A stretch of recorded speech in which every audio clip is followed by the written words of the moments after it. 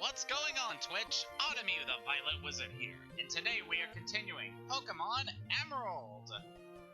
Last time, we made our way all the way to Fall Arbor Town, our latest destination on our Pokémon journey. It's quite the quiet and quaint little town. Didn't have a whole lot for us, but it is still a good place to get interrupted by Maria.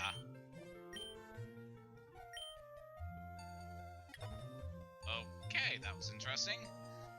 But yeah, it's just a nice little rest stop in the middle of our journey to our next gym. And we got ourselves quite a lot on our plate going forward, which I'm very excited to get to, because there is a lot of battles we're going to be in the future, and a lot of new Pokemon we'll get to talk about, which is pretty good.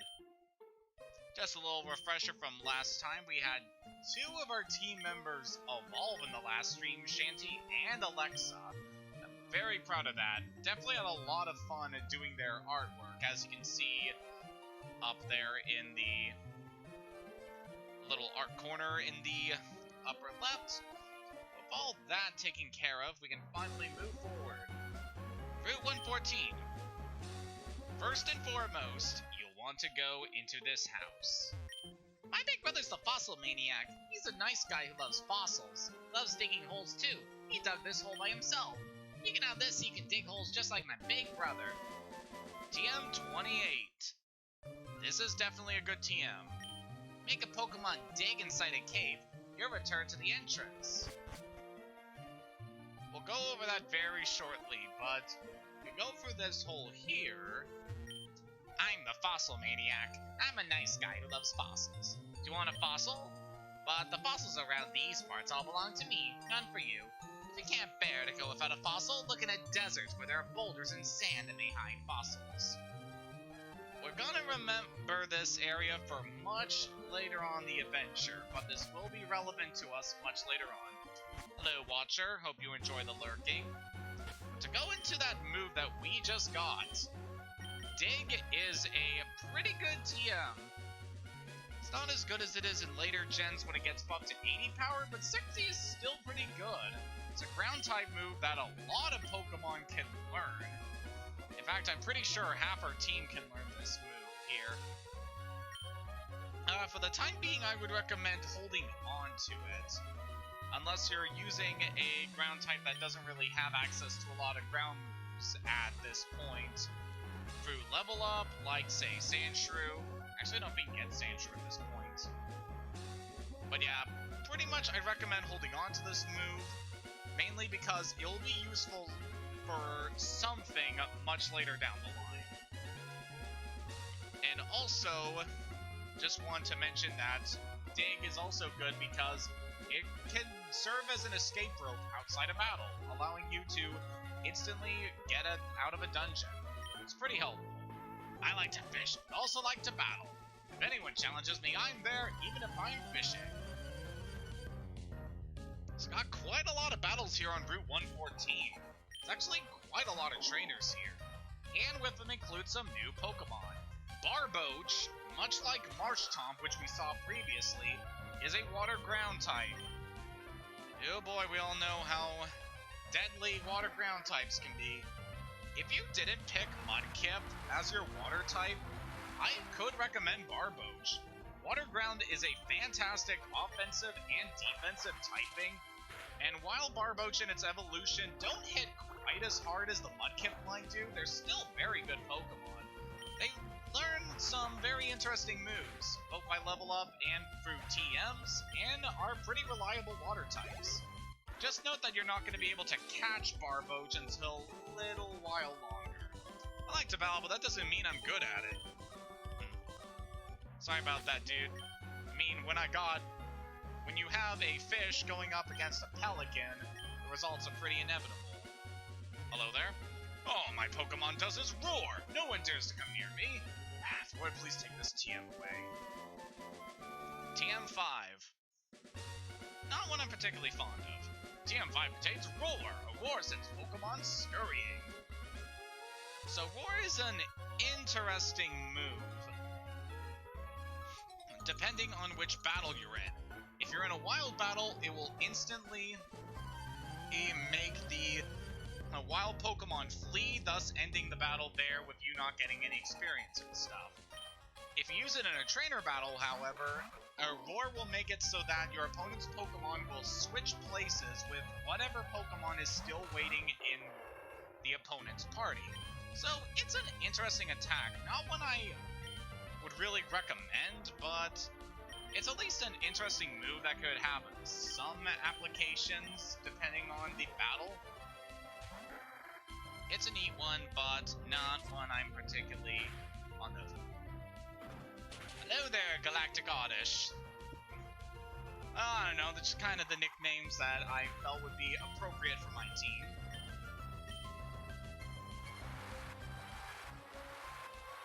To be honest, I'm kind of having second thoughts about my starter's name, but I don't know, I just thought it was funny at the time.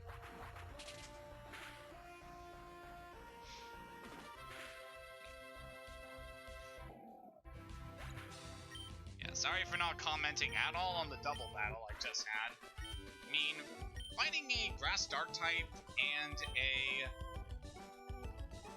water ground type is an interesting matchup.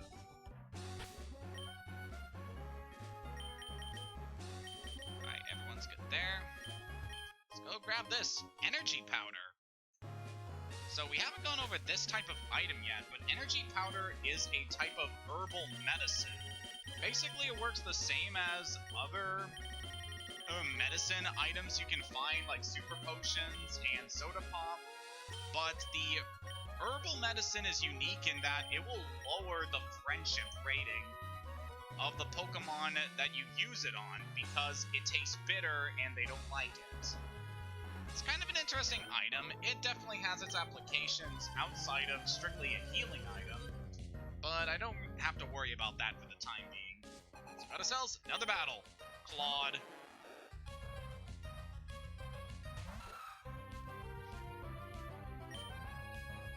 Man, now I'm just really bothered now, and probably not for the reasons you'd expect.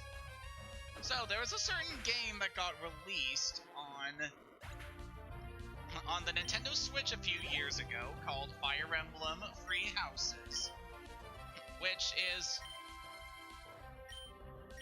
if you know anything about the Fire Emblem series, it has a lot of character relationship-based stuff within the game, where you can get very close to the characters that you interact with and eventually get to marry them. One of the characters in that game is named Claude, and oh my god is he handsome. Like, I was crushing hard on this guy when he was first revealed. But unfortunately, in that game, you cannot date and marry Claude if you choose the male protagonist, which, what? Have you seen that guy's design? He just radiates such high energy. I'm just like, why can you only date him as a girl? It's ridiculous. I know it's not really something I should really be feeling this offended about, but as a bi man myself, I'm just incredibly fluxed by that. Just a really weird decision to go with this particular character, especially with his design. Oh boy, was that a tangent to go off on.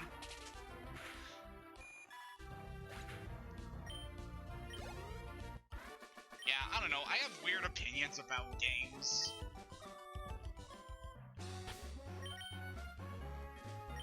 Now, I believe that particular trainer we fought is a bit more interesting if you're playing in the remakes, because he has definitely a very strong Pokemon if you're playing Omega Ruby and Alpha Sapphire. I need exercise after a meal. Let's have a match. Okay, what you got for me? Nancy. Okay, cute name. And you got Meryl. Not too worried about you. I think Armstrong would actually have a pretty good time taking you out. Especially with how my Pokemon are just so much higher level compared to the trainers in this area. It's like we had to fight a level 24 Pokemon just to be able to access this area. Do you think you could raise the levels of the normal trainers just a tiny bit to make the difficulty more fair? There's definitely a lot of games where the level limit is actually a fairly balanced. Like, I think Ultra Sun and Ultra Moon and Sword and Shield do a pretty good job with the level curve in those games. But for whatever reason, in the earlier generations, levels of the trainers compared to the bosses can be a little wonky. Oh no! I mean, as we saw a lot of in my gold streams back then, levels can get really crazy. Oh, hey Lydia, what's up? So that brings up a topic that we're probably not going to get into much later, because it doesn't really impact us right now. If you're playing Ruby and Sapphire, you would definitely have access to that mechanic, but not so in Emerald, so I'm not going to go over it just yet. But this is definitely something you'll want to pick up. Persimmon berries are one of the few items in the game that can be used to specifically cure confusion. If you're going up against an opponent that you suspect will be using a lot of confusion-inducing moves, definitely equip your Pokemon with Persimmon berries. They can be very helpful and save you a lot of time in a lot of precarious situations. So there. Well, I'm using the Berry Crush machine, so I'm collecting berries. I'll share one with you if you like. I got a raspberry from that guy.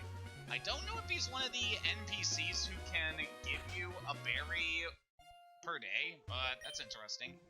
Oh, Haley, sorry everything's so cluttered. When I get engrossed in research, things end up this way. This is embarrassing. Please keep this a secret in exchange for this. So we get a Lotad doll from talking to Lynette here. That is interesting for something much later on. At least this is kind of relevant to what's going on here. Your storage system offers more convenience than mine. A lot of user-friendly features that make it fun and useful too. Makes me proud that I played a part in its development. Here's hoping you'll continue research in storage systems. From Bill. Yeah, it's a detail I really like about the Generation Free games here, is that Lynette is responsible for making the Pokemon box system in this generation so much more user-friendly and convenient than it was in Generations 1 and 2. And I think actually introducing a character in this game that is responsible for these new game mechanics is really interesting. And seeing her kind of relationship with Bill in that regard, I really like it. It's a nice little addition. Well, sure, I'm in the mood for it. I'll teach you a little about Pokemon. Looks like we got ourselves another senior-junior team here. There's not a whole lot of these in the game, but it is interesting when they pop up. Ooh, Roselia and Graveler. That's an interesting team-up. Grass Poison and Rock Ground. Definitely want to switch Armstrong out of here, because that Graveler can be a pain. So we haven't seen one of these guys yet in this adventure, so let's talk about it. Graveler is the evolution of Geodude.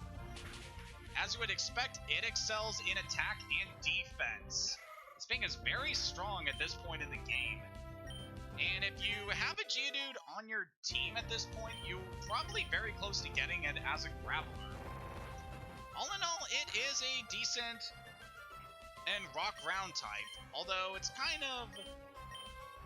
Well, in the Hoenn region, I really feel that the Geodude line kinda suffer for what happens later on in the game. We'll see why much later on. It's still a very solid Pokemon, but later on, it could struggle in quite a few areas.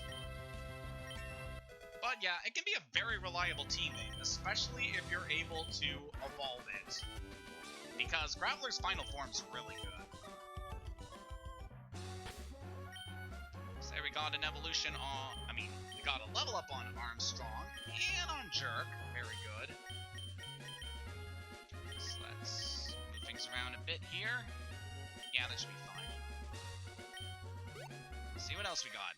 Camping's fun. You can fish, roast marshmallows, and tell spooky stories. Best of all are the Pokemon battles. Camping isn't really something I did a whole lot of when I was younger. There were like a few weeks when I was younger, when we would be sent to a summer camp, and it's pretty interesting getting to do all the activities there. Of course, us being around the campfire and going swimming and practicing climbing and stuff. But also, it was very much a Christian summer camp, so a lot of assemblies with a lot of singing Christian songs and all that. And it's also, introduced me to a lot of VeggieTales content that I probably wouldn't have seen otherwise. I don't know, VeggieTales is an odd series. I guess what you can expect from that kind of media. So here's a new Pokemon we haven't seen yet, and such a cutie, Swablu. This thing is a normal flying type, but it doesn't stay that way when it evolves. It will take a while for it to evolve, and it's not really all that strong at this point. It does get some nice status moves, but oh boy, Swablu is really good once you get it evolved.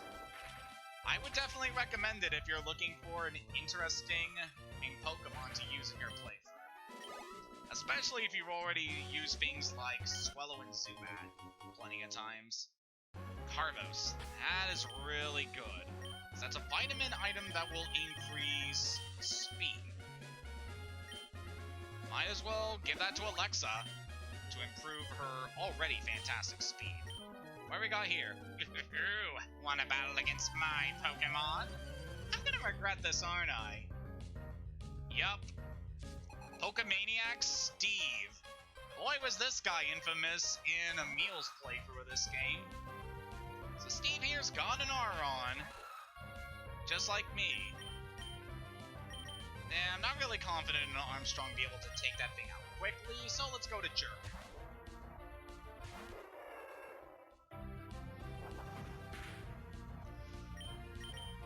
Yeah, in case you're unaware, within Sugar Conroy's Let's Plays, the name Steve is rather infamous for a lot of different reasons.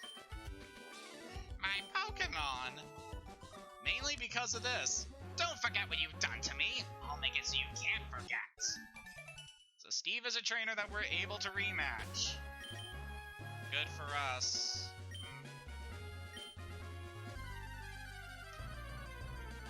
I kind of want to stay in the grass here because there's a few more Pokemon that we have the potential of encountering here. I mean, we are eventually gonna see them on a trainer very soon, so I can talk about them there, but it would be interesting if we could actually run into one in the wild while we're here. No, looks like we're only running into Swablu. Okay. Just a note, if you're looking for either a Nuzleaf or a Lombre, you are able to find them on this route. I think that... Yeah, because those guys are version exclusives, you'll definitely want to watch out. Ruby and Omega Ruby, you'll run into Nuzleaf, and in Sapphire and Alpha Sapphire, you're able to run into Lombre. Also, hi, Geodude. You can sometimes find Geodudes when you rock smash rocks out in the overworld, which is a nice little detail. They tend to be low level, though, so they don't really give good experience. Protein. Ooh, that's really good. That is definitely going onto Armstrong. So Protein will raise the attack stat of your Pokemon. Definitely equip that to your heavy hitters. How inconspicuous.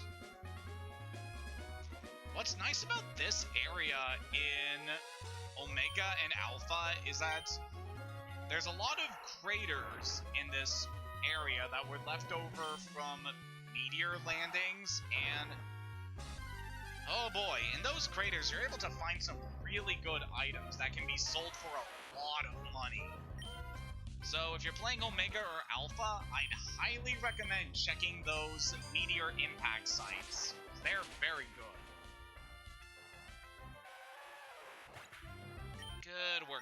Armstrong? It's good that Armstrong is getting a lot of love right now, because I could see him being pretty helpful in some battles coming up. We'll see when we eventually get to it. Meanwhile, we got another Kindler here, Bernie. That's a very fitting name. Should have no trouble taking out Slugma because it is kind of sad because I do really like Slugma conceptually.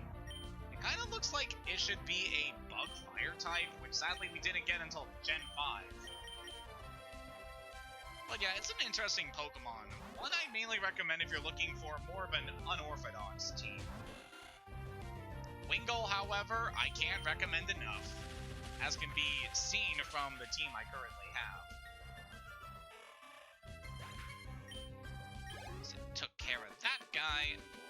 Thanks for dousing my fire. No problem. You set my spirit on fire. Let's register each other. Sure. It's another trainer we can rematch later on in this adventure. Oh good, we finally got an item from Pocky now.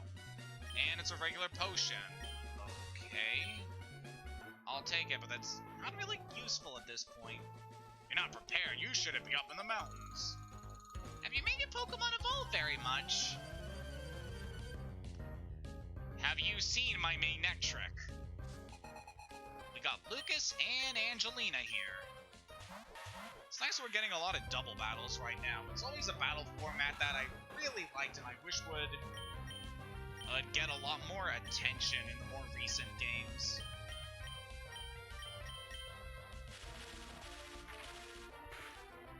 Yeah, Lombre Sprite is a little derpy in this game.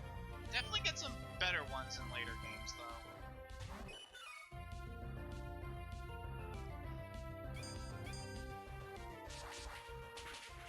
Back on double battles, what I really liked in Gen 5 is that you are pretty much able to trigger wild double battles whenever you want. There are certain patches of grass that have a very high chance of you running into a double battle with two wild Pokemon, which is always really cool. Not just because running into two Pokemon at the same time increases your chances of getting a certain thing to occur, which probably go into later depending on if it happens sometime during this stream series. But yeah, it's just really cool being able to trigger the wild double battles like that. Another reason why I really like Gen 5. It's not important to us. Oh, I remember this guy a lot. Yodelay-hee-hoo! You're supposed to shout Yodelay-hee-hoo since it doesn't echo here. I love the writing in this game. Hiker Lenny. That was the name of my Slack King back in my Emerald Nuzlocke. Good times.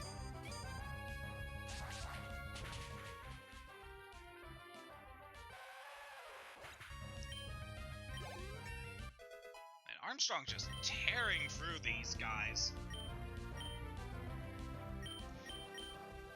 Which definitely is a very... I definitely really appreciate that. He's the only member of the main team who hasn't evolved yet, and he's really not that far away from finally evolving, but he's still been holding his own. Really goes to show how good his family is in terms of usability. Just very strong and very defensive, and I wouldn't have it any other way. When I was a wee tyke, I believe there was some copying me and shouting back, Yodelay-hee-hoo. The innocence of youth. Alright, I think Alexa would be good to have in the front now. So we got ourselves another dungeon. Welcome to Meteor Falls. This is definitely an interesting area for quite a few reasons. We're not able to fully explore this area yet, but later down the line we'll definitely want to come here because there's a lot of good stuff we can find here.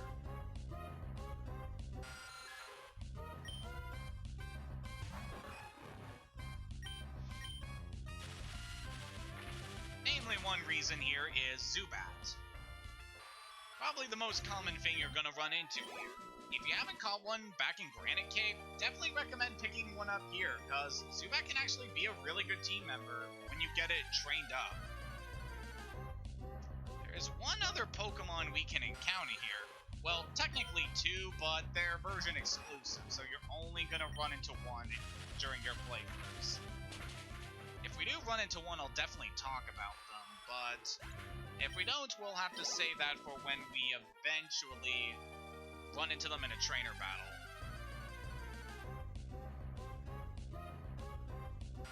Okay, it's taking its sweet time to appear. Just take this thing out and go see what these guys are doing over here.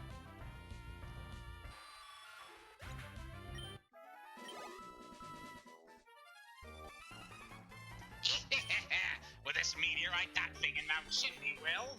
Huh? I don't know who you are, but if you get in the way of Team Magma, don't expect any mercy! Hold it right there, Team Aqua! You're badly mistaken if you think you can have your way with the world! Even Team Aqua joins us, but it's too much trouble to deal with you all. It doesn't matter. We've got the meteorite, so off to Mount Chimney we go! We sing you, you Team Aqua dingbats! Didn't I see you before at Slayport's museum? Ah, so your name's Haley. At the time, I thought you were one of Team Magma's goons. You're one odd kid. Team Magma's a dangerous group of total fanatics. They engage in destruction, claiming to expand the landmass. They're the rivals to us, the sea-loving Team Aqua. Boss, we should give chase to Team Magma. Yes, we must. Gotta hurry. There's no telling what Team Magma will do at Mount Chimney. Haley, you should keep an eye out for Team Magma too. Farewell. So if you're playing Omega or Alpha, you actually have a double battle against some of those enemy team guys alongside your rival Brendan or May. It's kind of an interesting little story moment that they add in those versions, which I really appreciate. Don't worry, Cosmo, I'll figure something out. Before leaving this area, I definitely recommend going to pick up this item over here.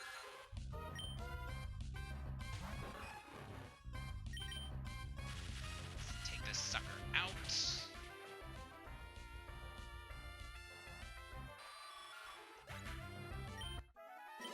Right, Zubat's out of here. This is a Moonstone.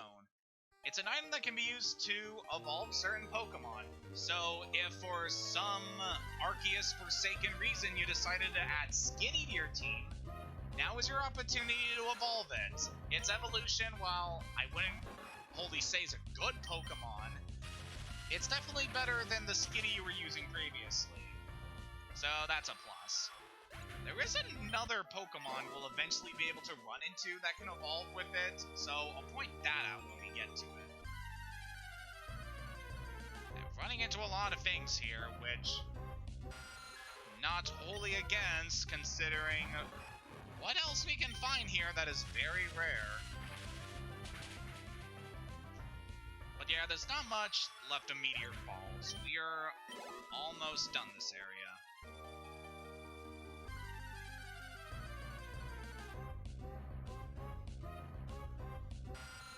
Can we please run into something other than Zubats? I mean, if a certain type of Zubat were to appear, I'd be totally for that. Nope. Okay. Is there anything in these craters?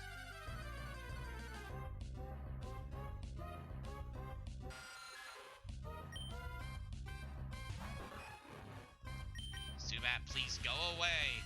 You're doing nothing but burning through Alexa's spark supplies. Alright, nothing in that crater. So, can we please stop it? Oh, never mind! So, among the Pokemon that you can run to here in Meteor Falls, in Ruby, Omega Ruby, and Emerald, you can run into Solrock here. While in Sapphire and Alpha Sapphire, you can run into Lunatone.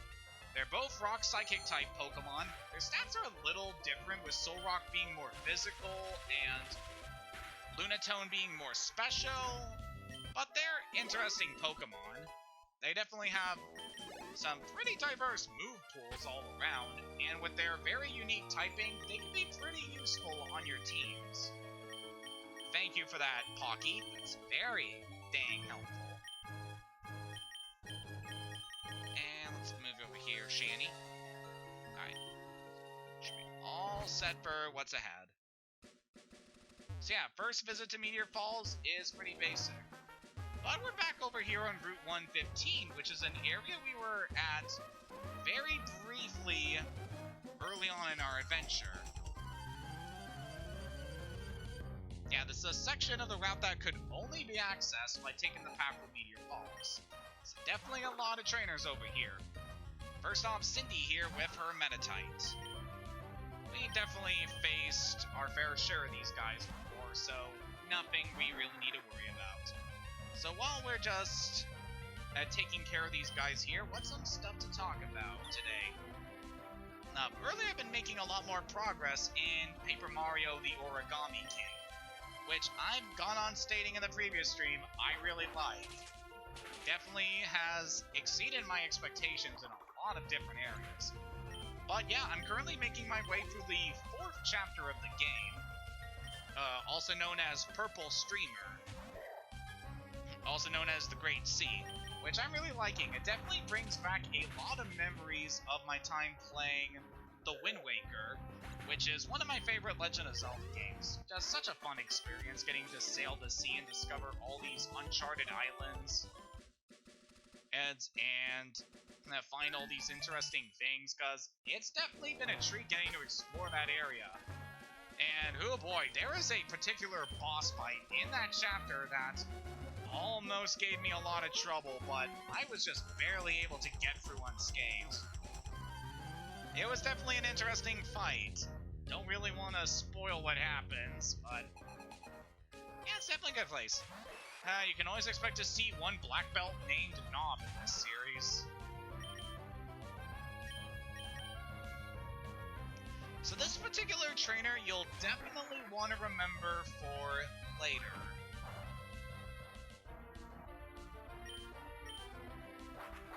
Just throwing that out there, you'll definitely want to remember this guy.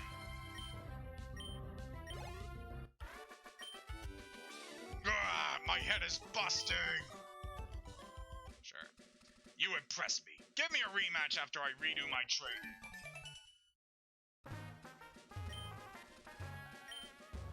Yeah, it is kind of interesting.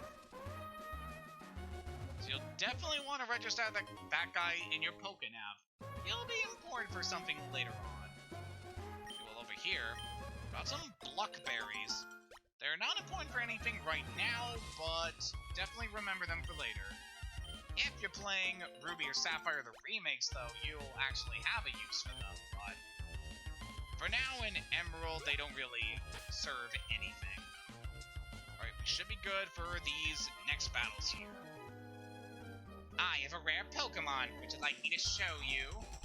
You've disturbed my meditation. You'll be punished for it. Definitely want to fight these two. They got some interesting Pokemon. Hector has a Zangoose. This is a Pokemon you're able to run into back on Route 114 if you're playing Ruby or Omega Ruby. And Zangoose, I cannot recommend enough. It is a very solid normal type. Just overall, it's got great attack power, good speed. I guess its bulk is kind of good, but just overall, Zangoose is a fantastic physical attacker. If you're looking for a very strong normal type, I can definitely recommend it. It's very solid. And Hector's second Pokemon is Zangoose's mortal rival, Seviper.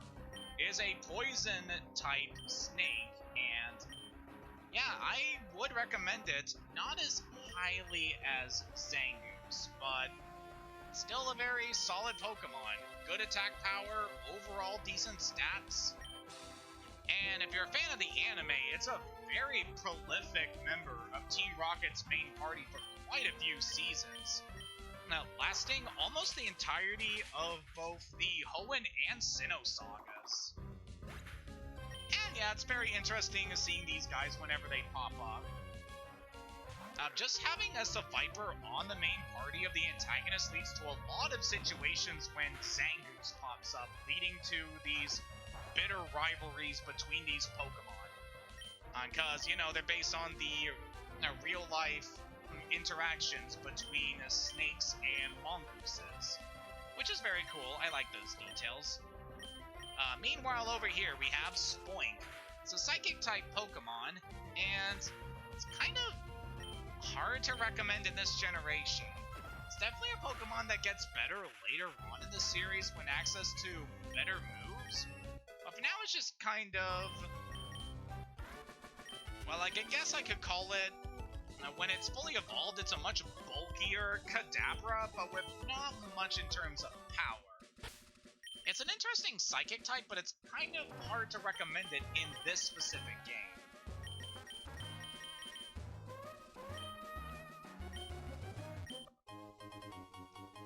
Oh, that's very nice to see. Definitely want to grab that PP up, because it'll be very helpful later on this adventure.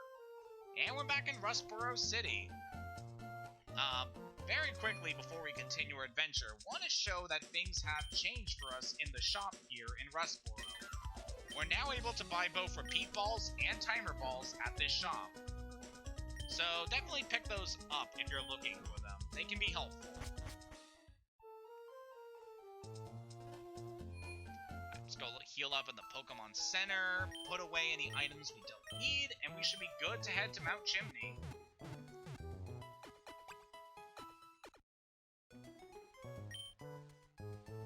So yeah, this adventure has been going pretty well so far.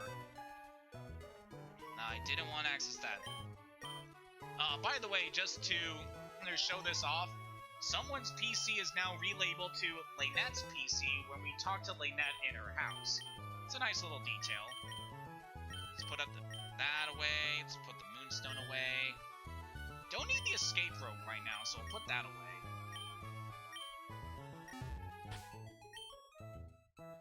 Yep, everything is set. One thing I definitely like to do between streams is try to level up Pocky some more so that she can pick up better items for us. I mean, we're coming close to the point where we're actually able to capture Zigzagoon's evolution in the wild. So I could potentially replace Pocky with a higher level evolution. But I don't know, something about that just kind of feels... I don't know, just because Pocky has been on this team for so long. Although she was a pain in the butt to catch. But yeah, I don't know, I'll definitely think more about this later on. But for the time being, we got ourselves quite a few battles ahead.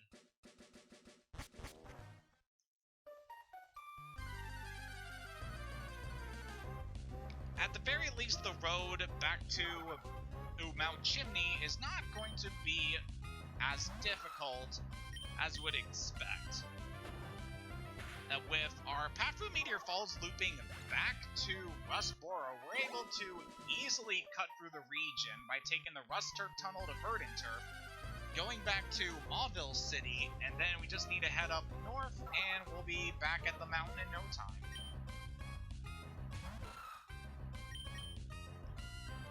It's definitely very interesting to see how the different routes in Hoenn intersect, and how you get to revisit all these areas that you were at previously in your adventure. It's definitely something I really like when they lay out the region in a non-linear fashion, but still have it so that you progress through the region in a somewhat of a linear story progression.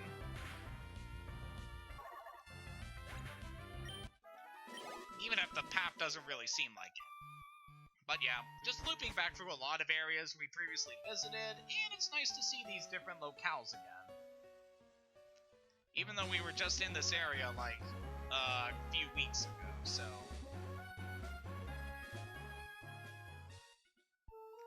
Mauville City, I'm going to resist my urge to go back in the game corner, because I don't even think I have enough money to actually spend on any coins right now. I could actually go check that. I know I did run into quite a few good items that I sold earlier. Okay, I am very close to being able to afford a TM at the game corner, which will be really good. I'm definitely going to say that for a little bit later, but there is a particular TM that I am definitely looking forward to getting for a certain Pokemon on the team. And I'll be very excited when that finally comes. By the way, we still cannot go for the desert. Even though I really want to. There's so much stuff I want to talk about there. But who knows, we may be going there a little bit later on in this adventure. And by that I mean we could potentially go there this stream, depending on how we manage to progress through these next few areas.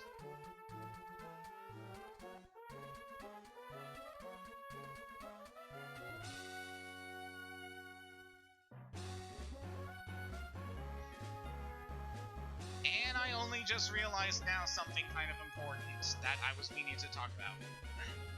Okay, so I didn't actually do this, but before coming up to Mount Chimney, I highly recommend swapping out your Mach Bike for the Acro Bike. They'll be important for something a little bit later on. If they expand the land, there'll be less habitats for water Pokemon. We're gonna keep making more land. So got ourselves kind of a turf battle between Team Aqua and Magma now. You better not mess with us. We're trying to awaken that thing for the benefit of everyone. Grr, Haley, should've guessed you'd show up. See for yourself what the fanatics at Team Magma are up to. They're trying to inject the stolen meteorite's power into the volcano. Doing something like that will cause the volcano's eruption. That sounds bad. Meteorites pack amazing power. We're Team Magma. They're Team Aqua. Totally annoys me that they use a name like ours. We're Team Aqua. They're Team Magma. Burns me up they use such a confusing name. Yeah, really. Darn, Team Magma outnumbers us. We can't keep up with them. Yeah, douse them in fire. I do really like in this generation how we essentially have two different rival groups trying to accomplish their own goals in this region. Especially so in Emerald, because in Ruby or Sapphire, you only get to fight one of these teams during the adventure. In Emerald, though, you get the opportunity to fight both of them, which is really cool. We of Team Magma are working hard for everyone's sake. Like if that thing's power made more land, there'd be more places to live. Everyone be happy. Also, I really like the theme that plays when you encounter the Team Magma grunts. It's so very good. If there were more land, I'd be able to get a big house of my own. I'm gonna build it on hardened lava.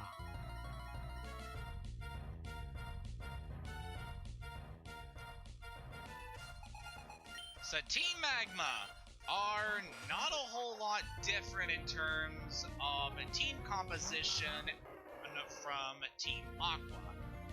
Pretty much in these guys' teams you'll expect to see both Zubat and Poochyena. Now, with the main difference being that Team Magma will be using the Numel line instead of Carvana. Which admittedly kind of worse because Numel has a very easily exploitable weakness to water. Almost makes you wonder why these guys are able to keep up their rivalry when one of the teams has a clear advantage over the other.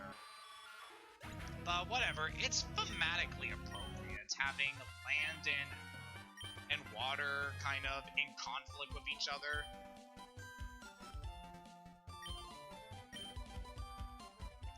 Oh, hey, War Anvil! Nice to see you here.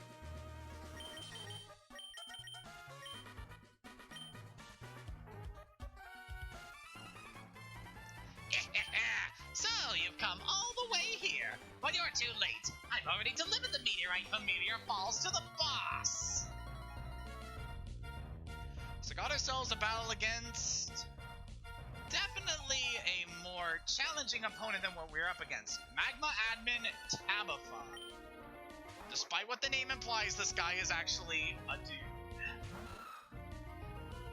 No, War Anvil. This is a casual run-through of Pokémon Emerald. Not Nuzlocking, although that would definitely be fun to do, even though I've already done an Emerald Nuzlocke before, and oh boy, was that an interesting adventure. So yeah, this battle against the admin here is interesting to say the least between the different versions. If you're playing Ruby, Emerald, and Omega Ruby, you'll be fighting Tabitha here. If you're playing Sapphire, you'll instead be fighting the Aqua admin, Matt. And if you're playing Alpha Sapphire, you'll instead be facing another Team Aqua admin named Shelly. Oh, really, Warrenville? I haven't really heard that comparison. I think it's mainly because of my overall attitude and how I'm treating this as a very informative playthrough, I guess. But yeah, that's an interesting comparison. I mean, I've actually met Maryland in person and for a day, and that was really cool. Yeah, it was definitely fun hanging out with him.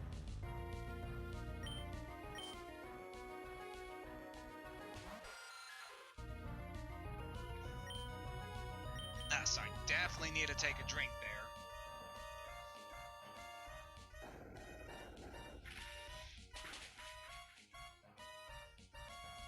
So yeah, I am quite impressed with Armstrong right now. He was able to take a frickin' ground move and is still standing. It's definitely a good idea adding Aron to the team. Even though I've lost, if our leader awakens that thing...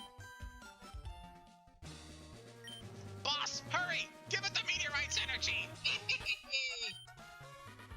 Another thing I just want to say involving Tabitha is that...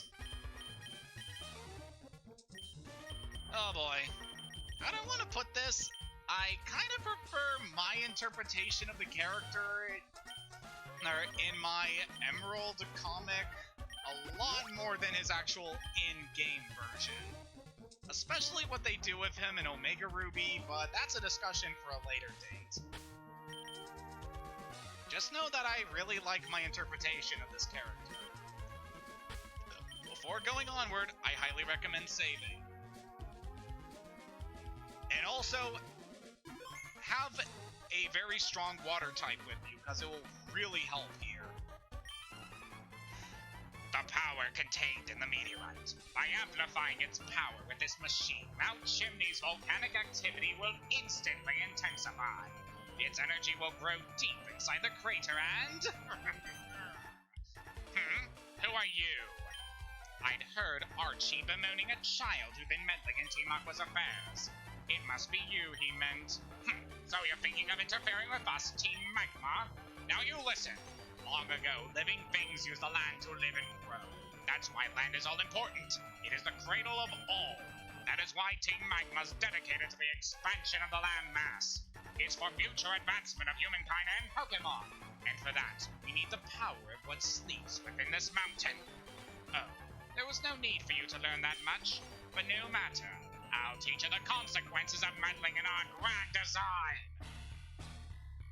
Speaking of grand designs, in the remakes, Maxie looks a hell of a lot more nerdy.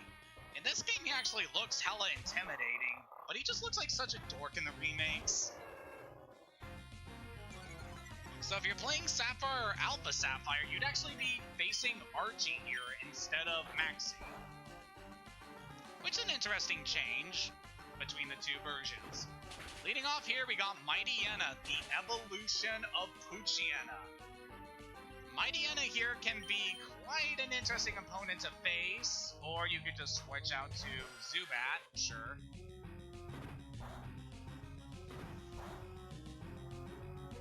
But yeah, Mightyena, it has the ability Intimidate, which lowers the attack of your opponent when the Intimidator is sent out first.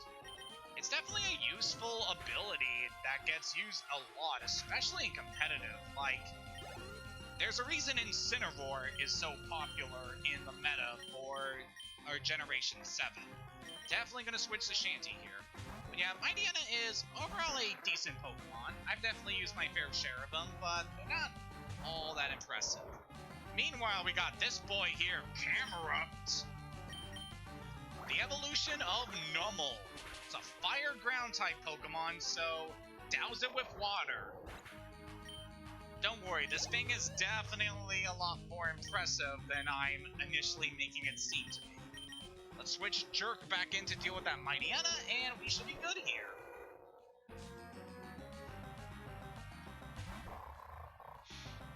Another thing to note, if you are facing Archie and Sapphire or Alpha Sapphire, instead of a Camerupt here, you'll be facing Sharpedo, the evolution of Carvana, which is definitely an intimidating opponent. Being water dark and being very fast and very strong, it could give you some trouble.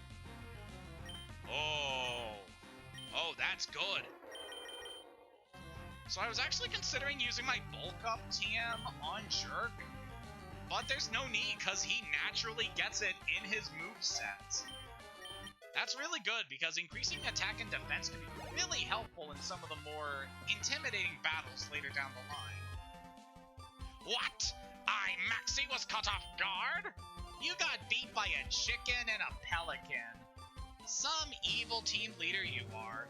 But enough, I'll back off this time. I don't think that this is the last you've seen of Team Magma. Even without the meteorite, if we obtain that orb. Haley, thank you. With your help, we thwarted Team Magma's destructive plan. But you, whose side are you on? That doesn't matter. We'll remain vigilant and keep up our pursuit of Team Magma. Haley, we shall meet again. Oh god, that voice is killer on my throat. Highly recommend taking the meteorite from the machine.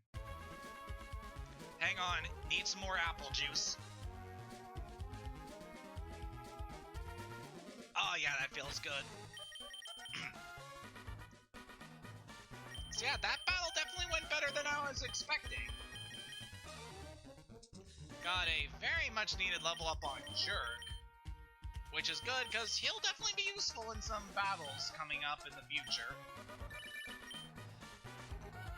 What is it, Steve?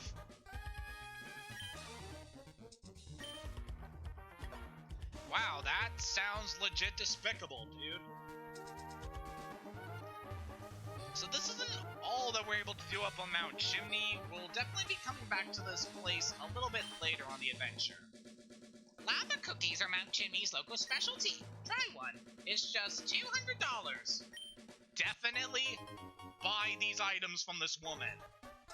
Lava cookies basically are the equivalent of a full heal, being able to restore any status condition, and you can buy them for such a cheap price. Definitely buy as many of these as you can. They're so much cheaper than getting a full heal, and you can buy as many of them as you can from this lady. It's a shame you can't buy them in bulk like in some other games, but yeah, it's definitely a very helpful healing item. So I think that should actually be enough for me. So definitely want to save my money because we're very close to getting that TM that I really want. So let's see here. Oh yeah, 7 lava cookies should be plenty for now. I'll definitely want to come back here should I want to stock up on some more. But yeah, that's another really good healing item. Between that and the soda pop you get by Slateport City, you get a lot of really good healing items in this game. Very beneficial. But now we're moving on to another area, the Jagged Pass. Now, this is what I've always wanted a mountain. This jagged bumpiness rocks my soul. Yeah, I hear people are very passionate about the bumpiness of things. But that's a discussion for another day. Oh boy.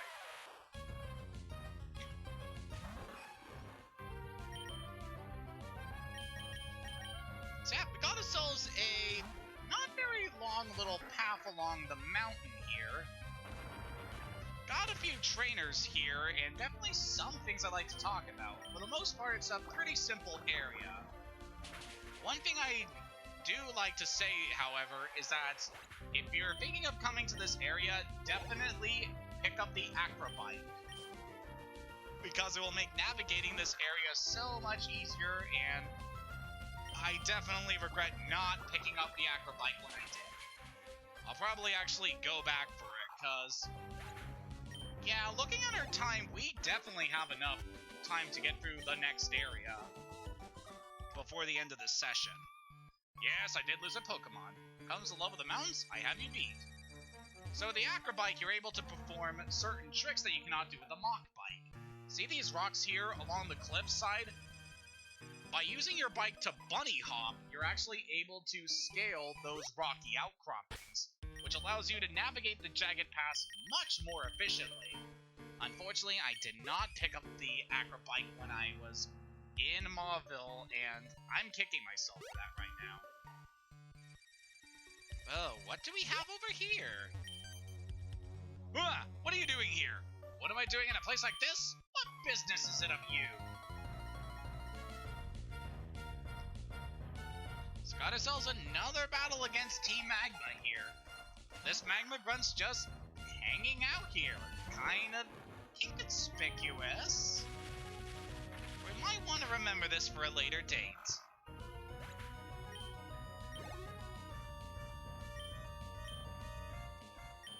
Still using a Numble, I see. That is perfectly fine. We're just gonna dominate you. Not like that.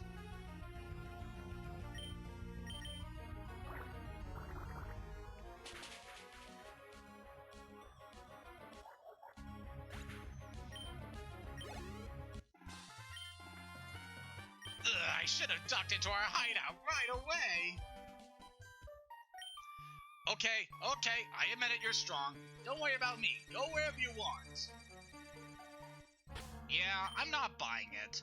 We'll definitely want to remember this guy much later on the adventure. And while we're taking out the guys in this area, just wanted to bring up the fact that this is the area where you're able to encounter Spoink in the wild. Do I really recommend in this game? Not so much. If you're playing Omega Ruby or Alpha Sapphire, I would kind of recommend it because its moveset is much better in those games, but I don't know, it's still kind of an awkward Pokemon to use compared to other Psychic-type Pokemon.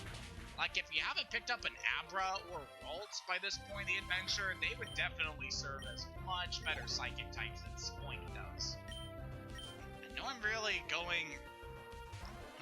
really treating this Pokemon very harshly, considering that I hardly used it besides one run I've done of Omega Ruby. But I mean, it is a good Pokemon when you're able to use it right.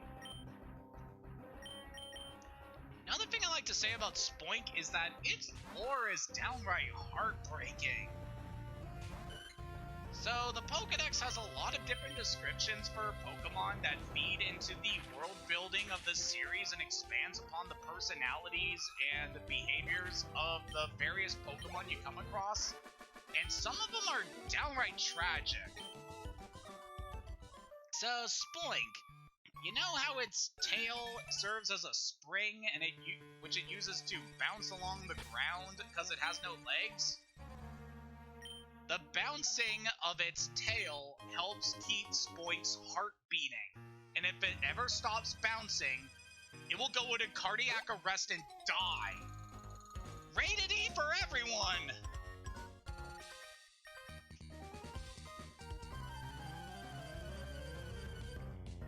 Also, another thing I like to just say about Spoink is that it's based on the phrase of casting pearls before swine, which, as you can see, it has a pearl on top of its head.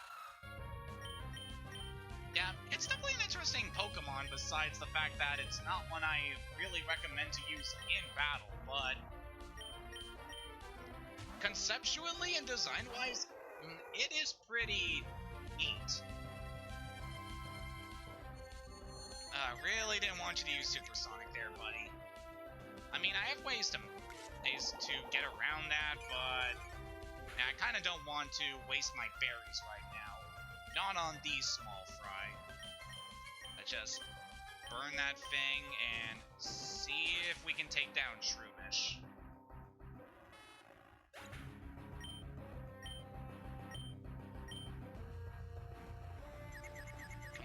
Armstrong. Oh, come on.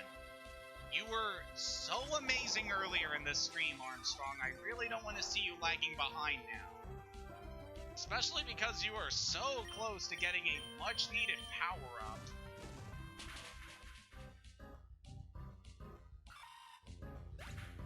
Now, we'll see how things go. I definitely predict Armstrong is going to be useful in quite a few battles in the future. Not just in the next gym. Don't worry about that. My bicycle bounced around so much my rear end's sore. Good to know. Definitely want to be careful here that I don't miss any items along this path.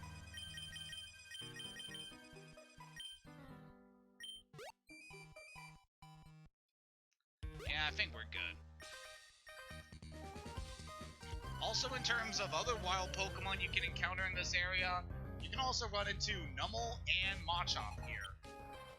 Which, by now, you should have picked them up back on Route 112. Why haven't you picked them up at this point? Yeah, that's another easy battle against a Zigzagoon. And it's got a Talo for us. More easy experience for Alexa. Thank you very much.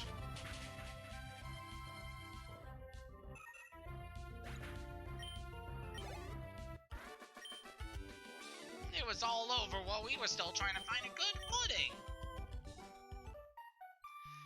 When I get more used to this bumpiness, I'll be sure to win.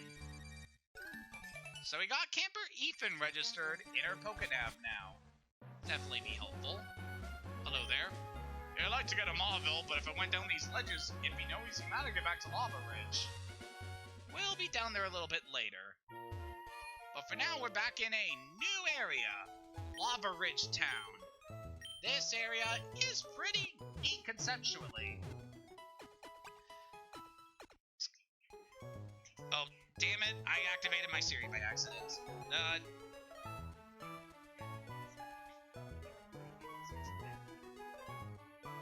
No thank you, Siri, you can go now.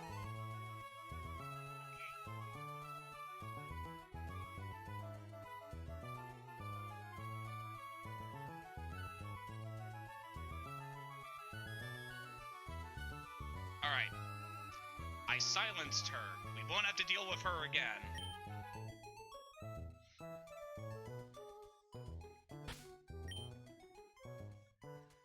So yeah, we got ourselves a quiet little mountain town that also serves as a volcanic resort. Pretty interesting. I think Pokemon get closer to their trainers if they spend time together. The longer the better, that's what I think. You're definitely not wrong about that. Sort of magic how just sitting in a hot spring pool can invigorate. I wish I could let my Pokemon soak too. Why would you let them soak? That turns them into water types. Oh-ho, hey kid, you can reach the hot springs from here. If Pokemon are getting rest, so too should their trainers. Sure. We draw as much hot water as we need, and yet the hot springs never run dry. Isn't it magical? These hot springs appear near active volcanoes. Veins of water under the ground are heated by magma to well up as hot springs. They're claiming these hot springs are good for calming nervous tension, relieving aching muscles, solving romantic problems, and attracting money. I believe be helpful. Also, just examine that tile there and you can pick up an Ice Hue. Not something we really need right now, but it could be useful. If people put Pokemon in hot springs, it might be seriously strange. Why, it might be an electric bath, or a bubble bath, or even a lava bath. Yeah, that'd be awkward. But yeah, that's not all the things we can see here in Lavaridge. Oh, you like hot springs, do you? That's surprising for one as young as you. Being buried in this hot sand is so warm and heavenly. Ow! Pokemon nipped my backside! Ow, that's unfortunate. I have here an egg. About to hatch it by covering it in hot sand by the hot springs, but that doesn't seem to be enough. I've heard it'd be best if it were kept together with Pokemon and carried about. You're a trainer, yes, and your Pokemon radiate vitality. So what say you? Will you take this egg to hatch? Sure. Good. I hope you'll walk plenty with this here egg. You'll give me an egg. So, this is our first instance of a Pokemon egg. You technically could have gone one of these earlier at the Pokemon daycare, but certainly an interesting thing for us. This will eventually hatch into a Pokemon, but it will definitely take a while. So the egg hatching is dependent on how many steps you take while on the overworld. As long as the egg's in your party and you're walking with it, it will eventually hatch. Also very helpful thing that guy just gave me, charcoal, is pretty much the fire type equivalent of the miracle seed we got much earlier on in this adventure. It'll power up fire type moves, so definitely give that to your Combuskin if you're using one. Or also Nummel or Slugma if you are using those on your team. But yeah, keep the egg in your party, walk around with it, and it should eventually hatch. Welcome to the herb shop, home of effective and inexpensive medicine. So this is the store where you're able to buy the herbal medicine. Energy powder has the same healing capabilities as a super potion. Energy root will heal up to 200 HP, which is the equivalent of a hyper potion. Heal powder is the same as a full heal. And the revival herb, which is easily the most helpful of the items here, and I'm actually going to buy a few of these. Let's only buy 2, because yeah, we'll buy 2 of those. Revival herb is basically the equivalent of a max revive. It will fully revitalize a Pokemon that you use it on, and fully restoring their HP and their status. It's very helpful.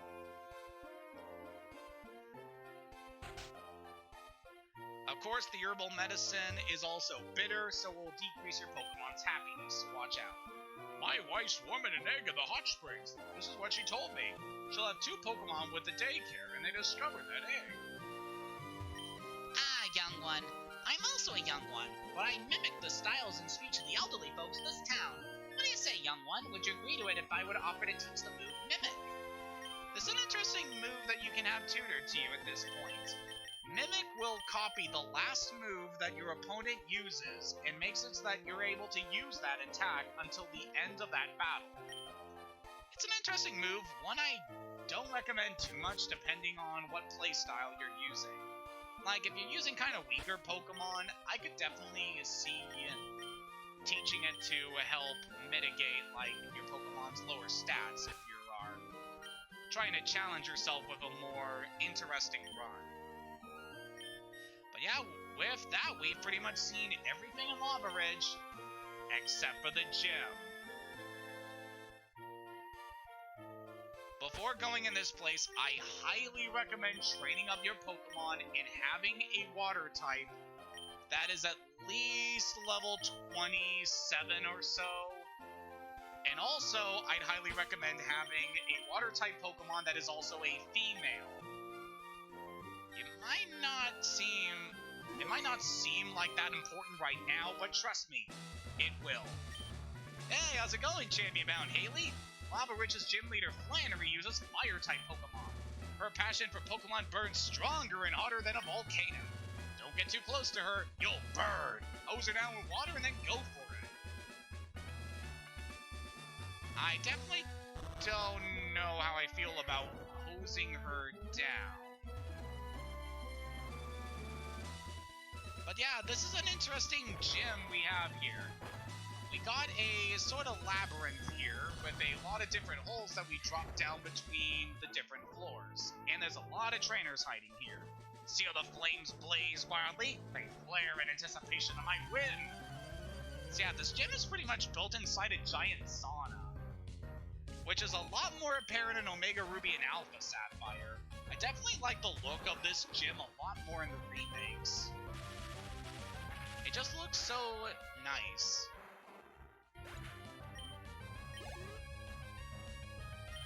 Definitely invokes the feeling of like those Japanese, these hot spring resorts. Just very nice.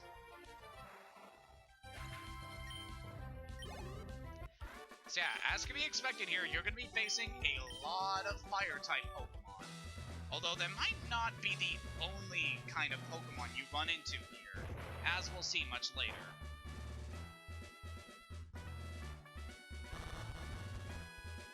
So of course this place is a maze. So it can be a little tricky navigating this area. Come on, get with it! Let's go before my feelings cool! As much as I love mountains, I especially love volcanoes. I mean, they are definitely interesting natural landmarks.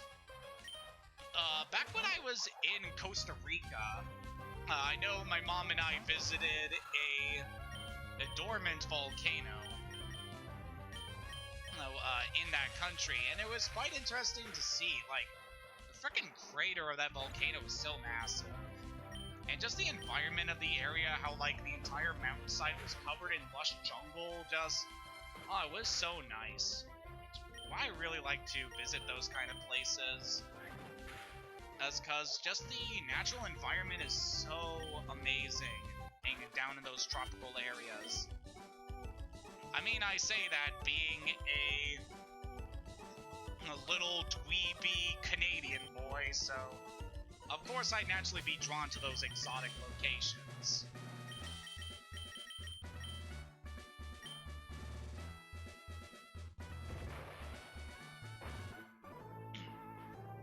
Ow! Yikes, it's hot! Can your Pokemon withstand 392-degree heat? That is pretty dang hot. I mean, my oven can go higher than that, but whatever. So we got ourselves a new Pokemon here. Kecleon is a normal-type Pokemon, and quite an interesting one. Not really, I would say, the best, but it is interesting. So Kecleon has a unique ability called Color Change. When you attack Kecleon, its typing will change to the type of the last move that hit it. And because of that, you can actually exploit its color change ability in order to deal, like different combos to it. Like hit it with a ground type attack to turn into a ground type, and then use a water attack to hit it for super effective damage. It's definitely an interesting Pokemon. Although it's not really the strongest. It does get some interesting attacks, which could make it very useful if you're doing more of an unorthodox run with a lot of lesser used Pokemon. It's not one I highly recommend too much, though. It's definitely cool, but it's certainly not as good as it later becomes in later generations. Because, oh boy, when these things get protein, they are pretty dang cool.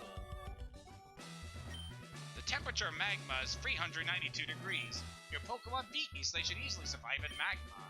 Being buried in hot sand promotes circulation. It's effective for healing pain in your joints. Oh, really? So we're definitely learning a lot of fire facts in this area. Kind of what I really like about this generation. They do teach you quite a bit about nature. Yeah, that's just no pole. And there's a trainer.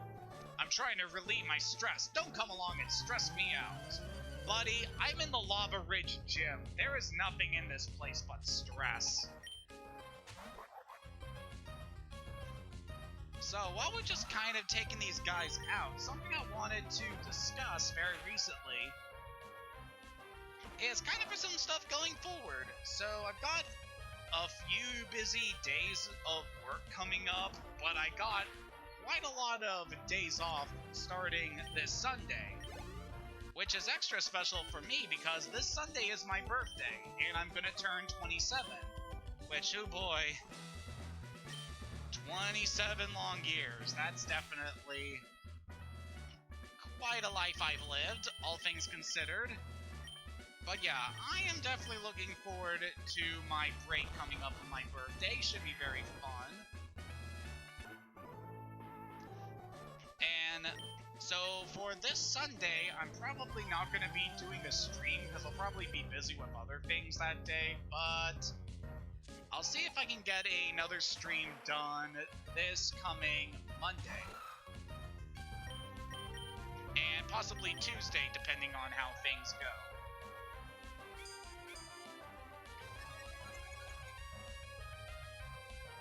But yeah, I'm very much looking forward to those days off. My schedule's been pretty good so far.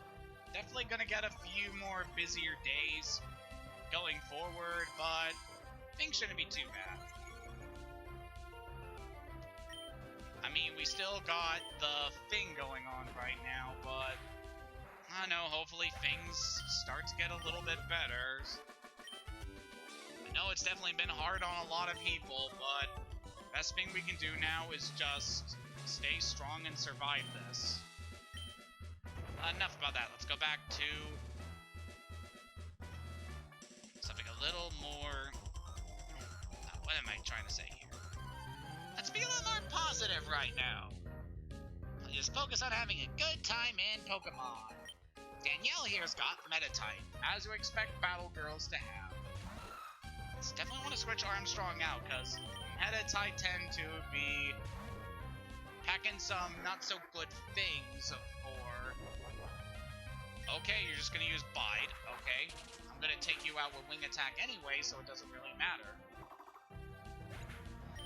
Good work, Shanty. Definitely looking forward to giving Shanty a level up before the next major battle here, because definitely want her to be as strong as I can for the upcoming battles.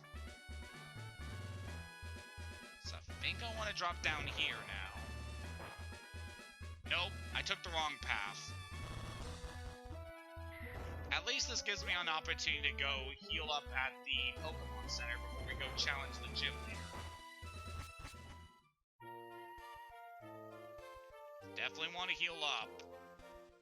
So, oh boy, this fight. I've not been looking forward to it when I started this playthrough.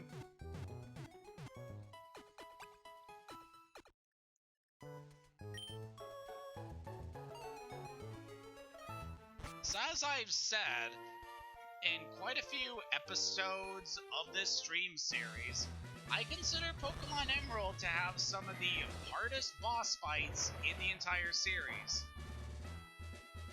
And I know we just had a pretty easy time against Maxie, but we have a very tough fight ahead of us here. What we are going to see in this gym is the stuff of nightmares. As you know, I'm a member of the Nuzlocke forums, and one fact that we on the forums say on numerous occasions is that this gym has a lot of... this gym is rather infamous for its difficulty spike compared to some of the fights that came before us. Like Roxanne, she's a pretty simple fight when you get down to it. Her Nose Pass does have Rock Tomb, which can be a little bit annoying, but it's not that bad of a fight. Brawly's not too bad, because there's a lot of Pokemon you can catch up to that point that can easily wall its fighting types. And Watson isn't too bad if you got a good team composition. But this gym leader.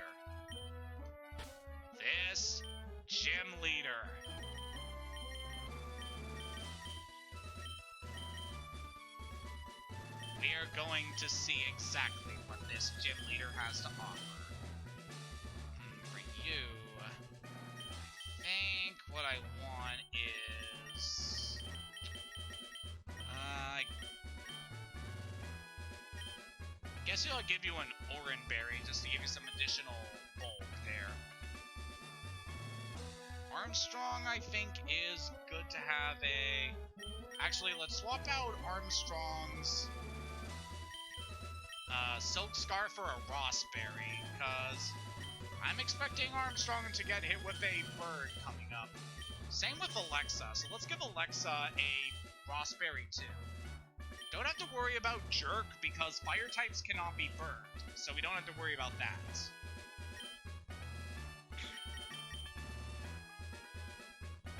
As I said before fighting this gym leader, I highly recommend having a high-level water type for your team, especially one that is female. Here we go. Welcome! No, wait. Puny Trader, how good to see you made it here. I've been entrusted with the... No, wait. I'm Flannery, and I'm the gym leader here. Dare not underestimate me, though I have been leader only a short time. With skills inherited from my grandfather, I shall, demonstrate the hot moves we have honed on this land.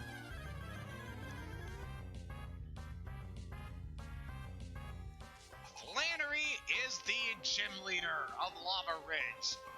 And as you would expect a fire-type gym leader to be, she is hot. Like, look at her official art. She is definitely a very attractive woman. Oh boy. Leading off with a Numble here. Probably not the best idea to be using Armstrong right now, but let's go for it. Numble, of course, is a fire ground type, so you want to watch out for those kind of attacks. It's setting up Sunny Day right now. Haven't really gone too much into the various... Oh, that's unfortunate. So Magnitude is a move that that's power is decided. Alright, randomly between being very low or very high, and it managed to pull the very high damage roll.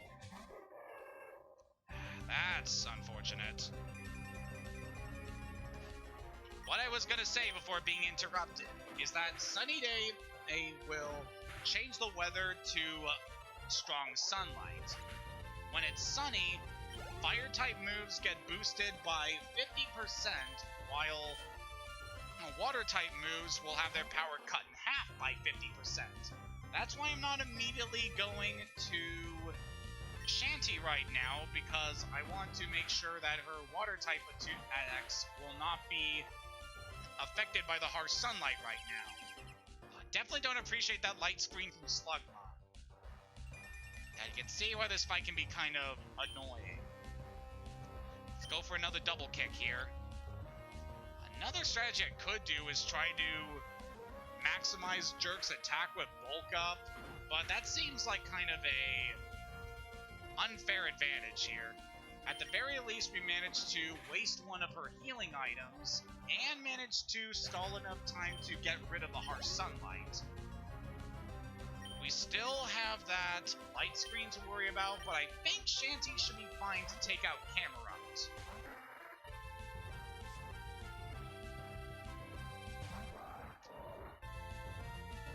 Camerupt is level 26. We're definitely getting some higher level opponents here. Let's go for the water gun to hopefully take it out. Nope. Yeah, that light screen is definitely no joke, especially with Sunny Day.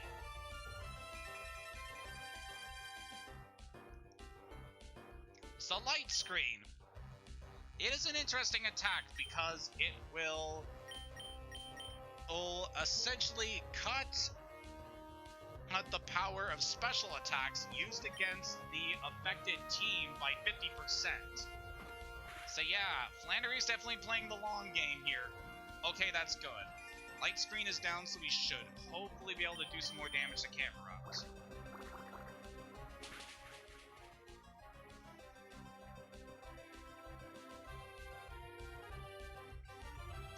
So yeah, Light Screen and its physical counterpart Reflect are definitely good support moves. Would highly recommend teaching them to your team if you get to the point where you can have your Pokemon lure them, because they are very darn effective. Very happy I got that critical hit right there.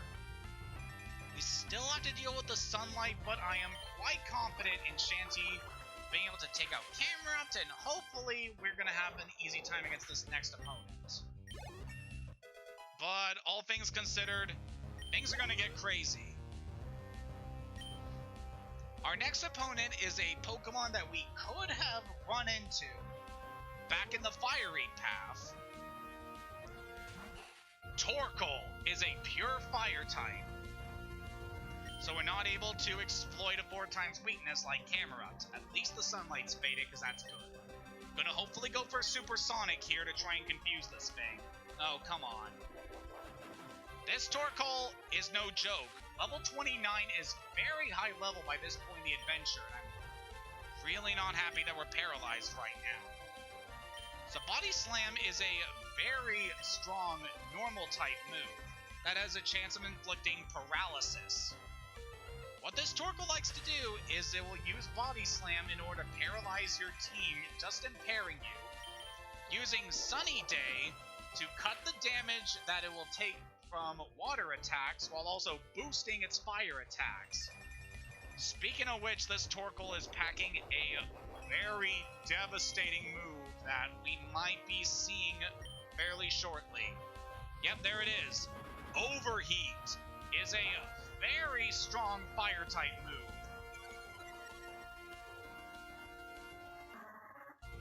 With the drawback of cutting the user's special attack stats, but this Torkoal has a held item that helps restore lowered statuses. This thing is a jerk, and this is why I picked up the revival herbs. And guess what? That's not even all that this thing is able to do to us. Gonna quickly use a revival herb to heal up Shanty, because we definitely need her for this battle. Meanwhile, I can have Jerk try to whittle this thing down. I hate you have to paralyze me. At the very least, this Torkoal only has access to one white herb. So its overheat will only be able to ignore that. Ignore its stat drop once, so at least you have that going for you. But even without it, it's able to do so much damage with overheat, especially if it gets a critical hit like that.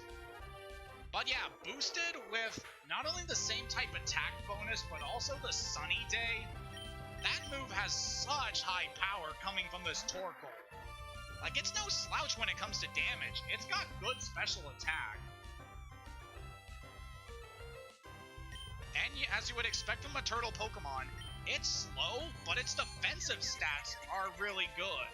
So this thing's able to take a lot of hits, even super effective ones. So this thing is incredibly dangerous offensively.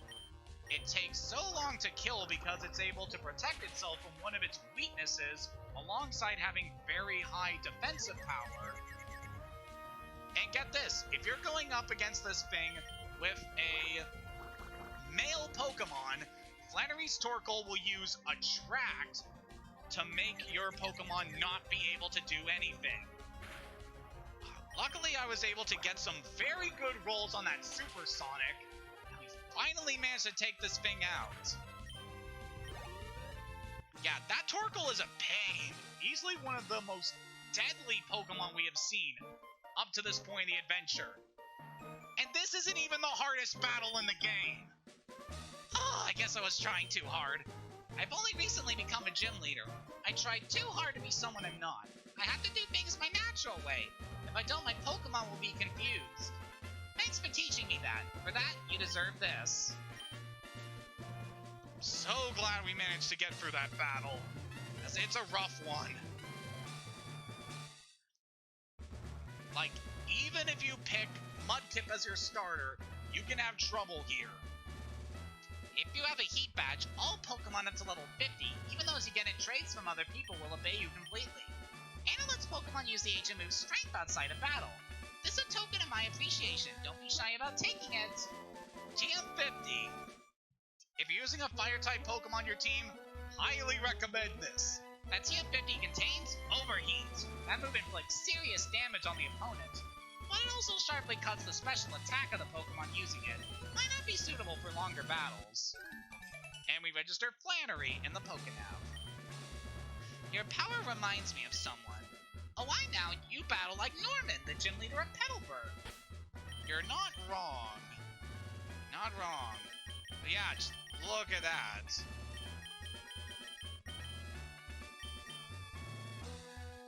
We took so much damage in that battle, and it's not even the hardest battle in the game.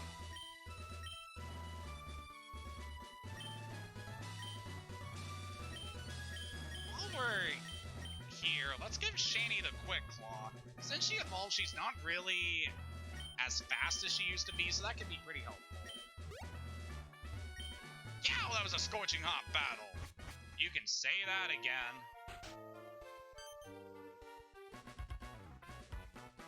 Haley, hey, it's been a while. How's it going? That's a decent collection of badges. Alright then, may as well have this. Go goggles. Very good. Keep those with you or you're planning on going into that desert near Route 111. There should be some Pokemon that are exclusively desert dwellers. You might look around for those. As for me, I'm considering challenging Norman, the gym leader of Petalburg. Unlike you, Haley, your dad looks like he really is tough. See you around. I'm gonna kick Brendan's ass next time I see him. Swear to God. Swear to Arceus. But yeah, that wasn't just flavor text. Now that we have 4 gym badges, we can finally return to Petalburg City and challenge our father. But that's not something we are going to do just yet, because we have a lot of stuff that is now open to us, now that we have the Go Goggles. We can finally go visit the desert. Which is really helpful because there's a lot of stuff in there for us to grab.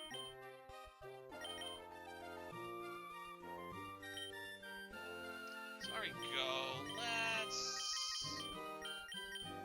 move some of these items over here. I consider putting the ice heal away because we're not going to be dealing with ice anytime in the future. Also, as a heads up, before going forward, I highly recommend, if you haven't done so, switching the Aqua bike for the Mach bike, because that'll be really helpful. Yeah, look at that power and overheat. Such a powerful move. But again, it's not the most accurate. It only has 5 power points. And it also has that effect of sharply lowering special attack. It's definitely an interesting move, but one that I'd only recommend if you're really dead set on having it.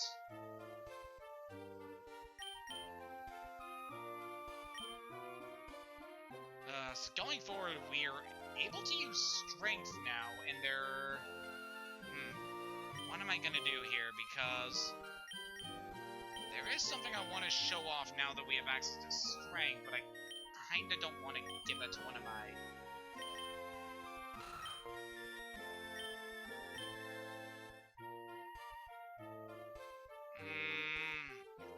Kind of thinking here, because takedown's more powerful, but strength is better accuracy.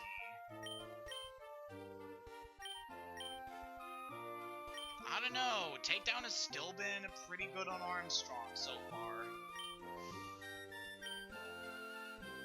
Okay, I may compromise and say that we are not going to show off what we can get using strength until maybe at the start of next session.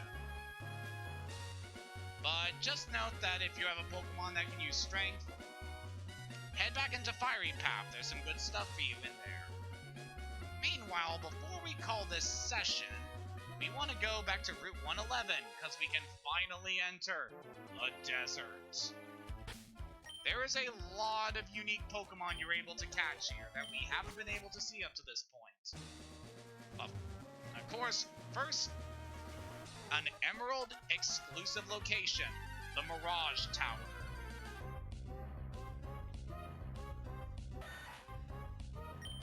As I said before, this is an area that you can only access in Emerald version. And for the most part, there isn't really anything all that special about this place in terms of Pokemon. Like, anything you can encounter here, you can encounter in the sand in the desert. but there is a nice reward for us if we go up to the top. Oh, I've been looking forward to this. Iron Tail is the most powerful Steel-type move in the game. 100 power, only 75 accuracy, so it has a 25% chance of failing, but it can also lower the defense of your opponent. I think that is a nice upgrade from Metal Claw. Trading in some accuracy for a lot more power. Also, how is Aron able to learn that attack? Like, its lower body's just a stub. That whatever. Still a really good move for this guy to have at this point of the adventure. Like, he hasn't been hitting hard enough. I'm really glad for Armstrong right now. He's still been keeping up with the rest of the team despite not being fully evolved. For this area, I might actually want to put up a... repel, just so I don't have to deal with some encounters right now. As I said before, everything you can encounter here, you can encounter in the desert. So that's why you want to have the Mach Bite for this area. Because the ground here will break way. Also, you're going to need a Pokemon that knows Rock Smash. Yippee. But at the top of the Mirage Tower, we got two very interesting items. So remember back in Pokemon Leaf Green, when we had the choice between the Helix Fossil and the Dome Fossil? Well, now we have our choice between the Root Fossil, which we can revive into a Rock Grass type, or the Claw Fossil, which we can revive into a Rock Bug type. I'll definitely be going over these Pokemon later because they are both very interesting and can be very helpful on your teams when they are trained up. What am I going to do here? There was a point where I was actually considering these guys for the team until I ultimately decided on what I was going to use.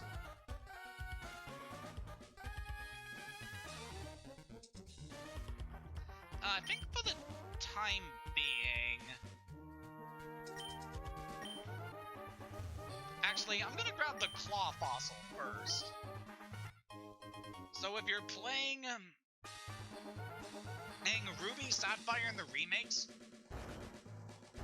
once you grab one of these fossils, you no longer have access to the other one. But in Emerald, we will eventually have access to the second fossil, much later on the adventure. Also, grabbing the fossil destroys the Mirage Tower. We can no longer access it.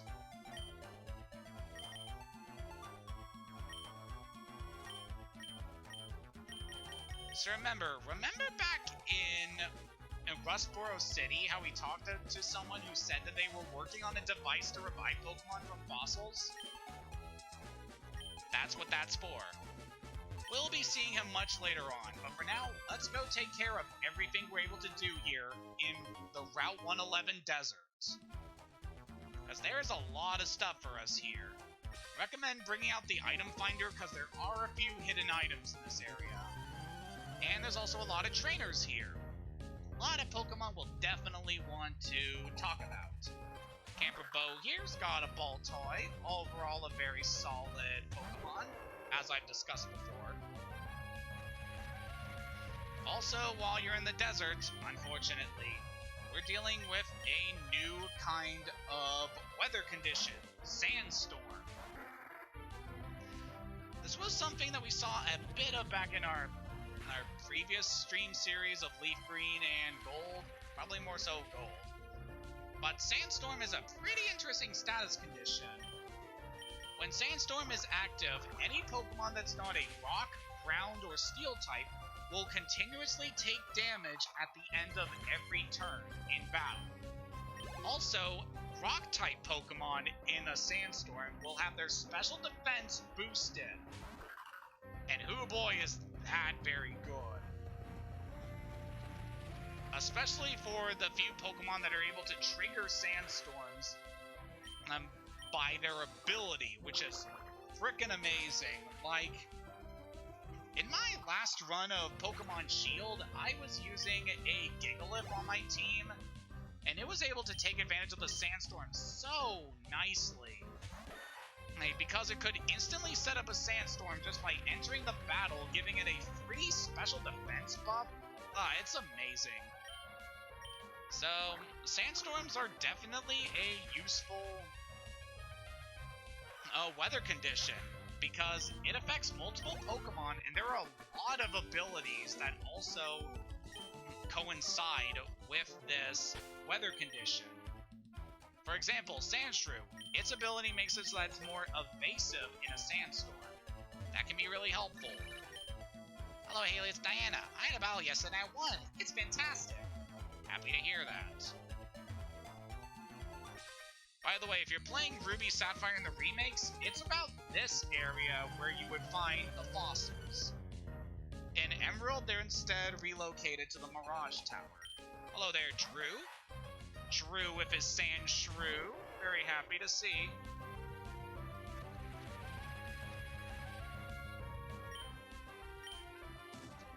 Let's try to take this guy out here.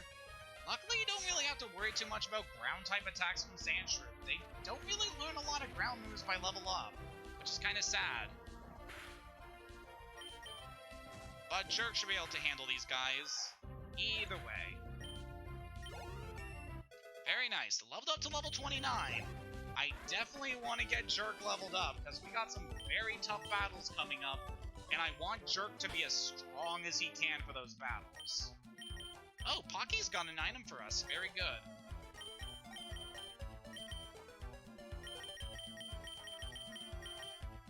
An escape rope. Pocky, we don't need to escape right now. We're in the middle of an adventure.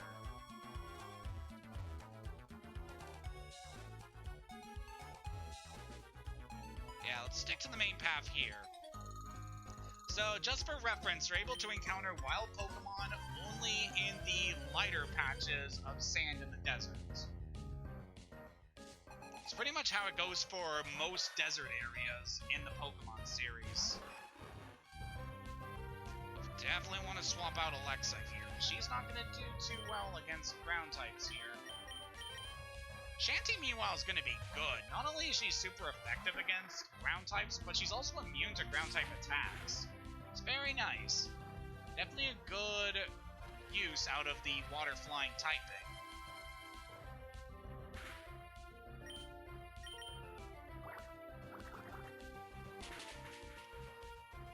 It's kind of funny. I wasn't expecting to get through that last gym as quickly as I did. Level 30, that's good. So I was actually expecting to do the desert in the next session, but it's pretty nice that I'm able to get it done right now. It's definitely got a few minutes before we call things here. But yeah, it's nice to just chill out and explore this new area and talk about the things that we're able to find here. Because there's one particular thing in here I definitely want to try to find. When you're battling in a sandstorm, watch out for your Pokemon's HP. It can faint if you don't keep an eye on it. Oh yeah, definitely make sure you are well equipped with healing items before coming here, because the sand will wear down your team. So Shanty's already been taking quite a bit of damage, because she's our main battler in this area due to being so good in this area. Over here, there's the exit. Alright, I had the repel still on. Now, this guy I believe you definitely want to talk to. Examine that rock there and you get a Stardust. That is another item that you're able to sell, like the Nugget. For 30 years I've searched for ancient ruins. I'm gonna be challenged. For some reason, this guy's really reminding me of this one recurring character in the Sun and Moon anime who would constantly talk about the accomplishments he's made over the years. Only every time he brings them up, he always adds like a couple extra years to whatever he's talking about. Much to the annoyance of whoever he's talking to. He's a pretty fun recurring character. He only appears in a few episodes, but I really like him. He's a fun character. Sandslash here is the evolution of Sandshrew. I previously used this Pokemon in my Leaf Green playthrough, and for good reason. Sandslash has very high attack and defense, and its moveset isn't really the most complex, it's still very effective for what it is, and gives it a lot of good options for battle. So Shanty is really not doing good here. The Sandshrew line is able to use Poison Sting in order to poison you, which on top of the Sandstorm is really good for wearing down your Pokemon. Come on, Shanty, can we finally land an attack on this thing? No. That's Sandslash's ability, Sand Veil in action. Just when you're fighting it, sometimes you might not be able to hit it all, and it's really annoying. Sorry, Shanty. So what am I gonna do against this thing?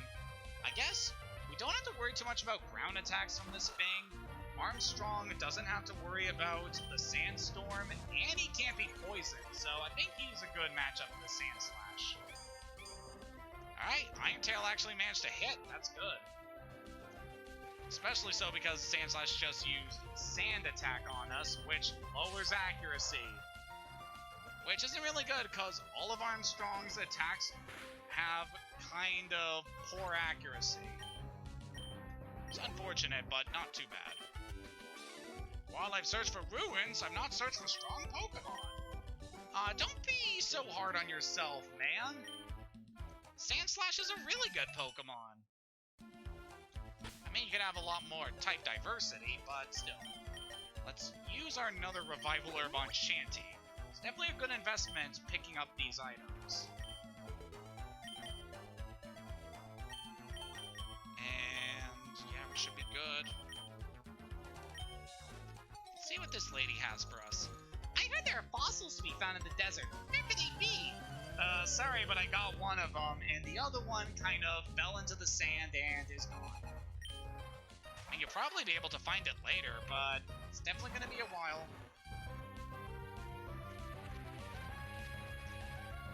Sandshrew for this one, I think. Yeah, let's go to Shanty for this one.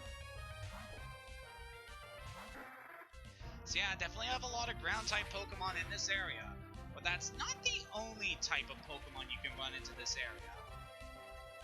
So just to bring up the wild Pokemon in this area, based on ones that we've already seen before, you can find Sandshrew here, of course. You can also find Trapinch, which I would highly recommend. It evolves into some really good Pokemon.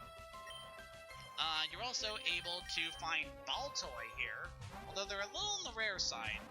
But they can be very effective with their typing and overall good offensive and defensive stats. There's another Pokemon we can also run into here, but I kind of want to talk about it when we eventually run into it. We'll see why, if we manage to get it done before the end of this stream. Definitely planning on ending things in a couple more minutes. Probably 10 more minutes, then we'll call it. Because yeah, I'd definitely not like to go over my usual overtime. Especially because I want to be rested up for work tomorrow. Get a rare candy by examining that rock there. Definitely pick that up. So I got another opportunity for a double battle here. Let's run up. How tough are you? We shall expose that secret. I'll give you some of my sandwich if you lose. Please tell me you didn't already bite into it. Not interested. So I got Brian and Brandon. Okay. It's not really the best Pokemon they got against us, but we'll see how things go here.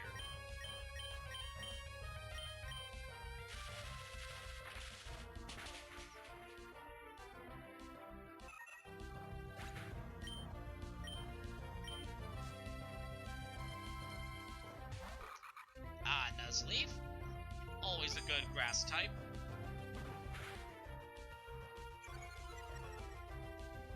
Alright, did very good damage on that Sandshrew Armstrong.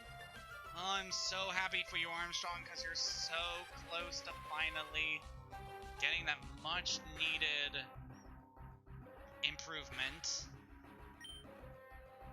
I don't know why I'm being coy about this, but yeah, we'll talk about it when we eventually get to that point. Come on, buddy. Good, and we got a Sand Slash. Oh boy, that thing's probably going to. So that's interesting. Fake Out is a move that only a few Pokemon are able to learn.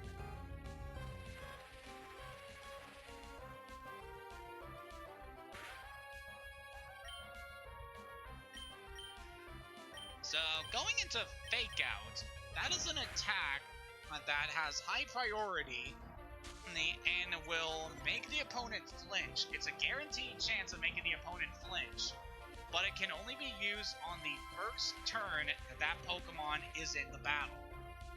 So yeah, it's definitely an interesting move. Probably doesn't see a whole lot of use competitively, but if you're doing a single player run, it can be quite helpful in a couple fights. Definitely good for softening up your opponent and so that you can get some easy kills in.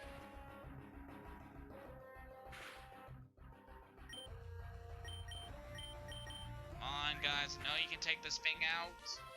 Even though you're both weak to ground, still hang in there. Don't get poisoned. Good. The Sand Slash is being kind of a bother, but we should have this thing. Let's switch to Takedown. Come on, Armstrong. I can't have you slipping right now. Not after all the praise I've been giving you this stream. And Alexa's been poisoned. Come on. That is no bueno for us. Yeah, just being poisoned and also having to deal with a sandstorm. The damage really piles up here. Thank you, Armstrong. Really appreciate that. And that is pretty good.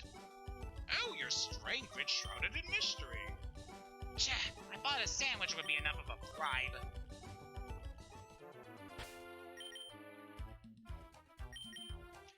You know, I'm really starting to see the benefits of teaching Armstrong strength over takedown right now. Because that higher accuracy would have definitely helped mitigate the amount of damage we would have taken there. But it's alright, we hung in there. Got another train over here to fight. I should have come to a place like this for a picnic. Yeah, it's not exactly the most scenic area in the region. Have you tried Meteor Falls? I hear it looks lovely this time of year. So that's a perfect opponent for Alexa. Why didn't I go up against you instead of that other kid?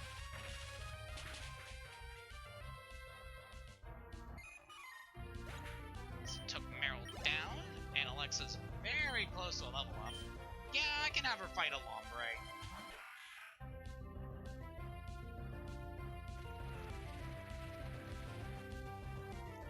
Sorry for being so quiet right now, but I've kind of run out of things to discuss this stream.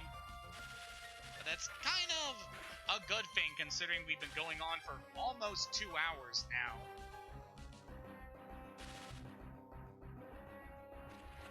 Alright, this Lombre should get taken out by the Sandstorm, and we'll be good.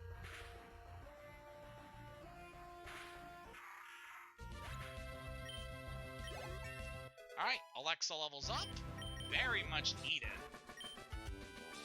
I really shouldn't have come. In a sandstorm like this, I can't set the places for a picnic, even my go goggles on. Why did you come here? Seriously, why? So down here in the south end, want to remember this area for much later on the adventure. Down here, we're able to get TM37 Sandstorm. This will allow you to set up a sandstorm in battle, lasting for 5 turns. And overall, it is a pretty darn good weather condition, as I've explained before. It's got like 5 more minutes before I'm gonna call things for tonight, so let's keep searching around the desert and see if we can find the Pokemon that I'm so adamant on finding here. Another thing I'd like to mention here is that Baltoy is able to learn self-destruct, so watch out for that. That could definitely be unfortunate.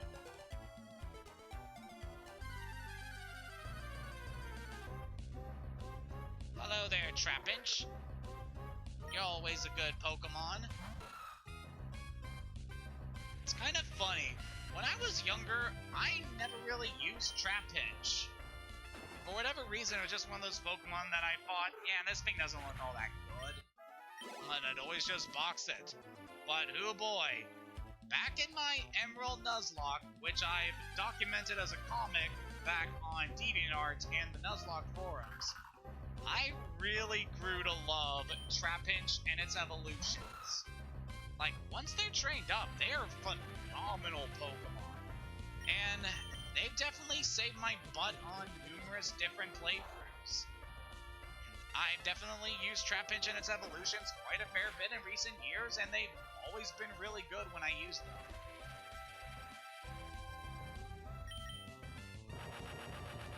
Okay, go ahead and self-destruct. That is perfectly fine.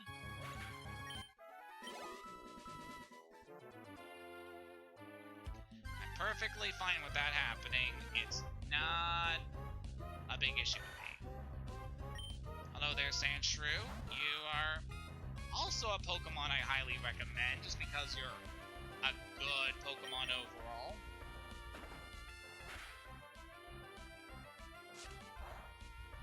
Alright, very good there, Armstrong.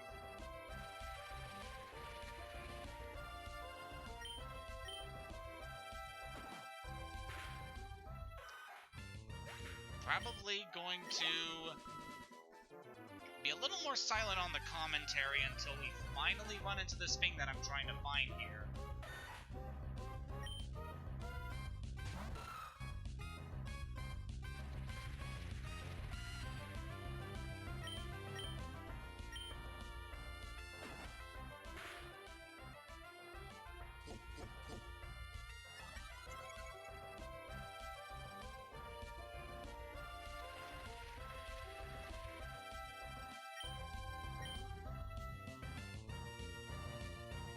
Come on, buddy.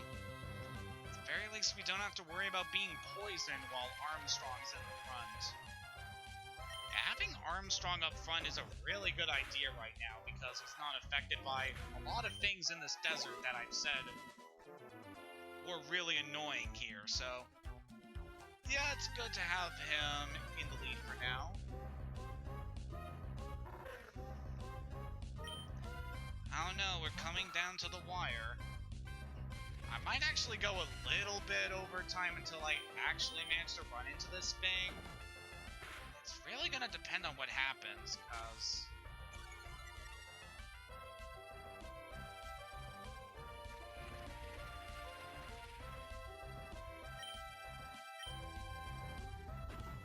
yeah, this is gonna be interesting.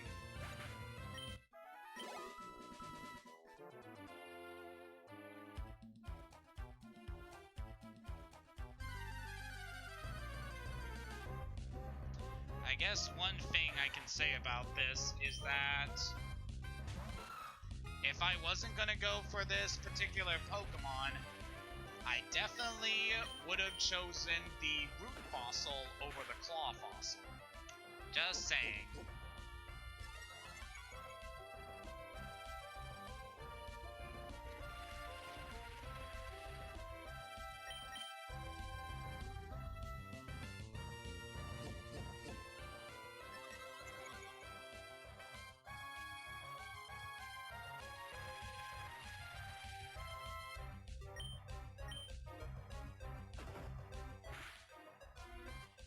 This will also be pretty good because Armstrong could definitely use some level ups for the future. Yeah, I could see myself going a little bit over time, maybe another 10 minutes. Just I'd really like to encounter this thing before the next session. But if it doesn't happen within a couple more minutes, then we're just gonna call things here.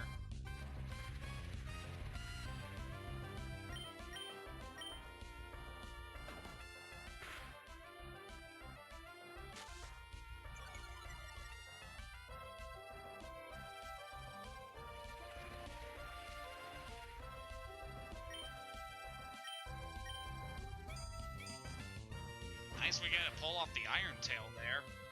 It's always very nice when you manage to pull off those low accuracy attacks. Ah, that's very nice, level 30. You're not that much farther, buddy, from getting that very much needed power-up that I've been looking forward to.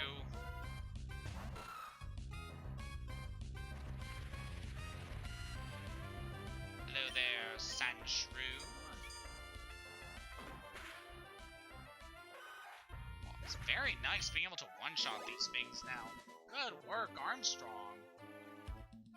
Really shows how far my little Aron has come since last time.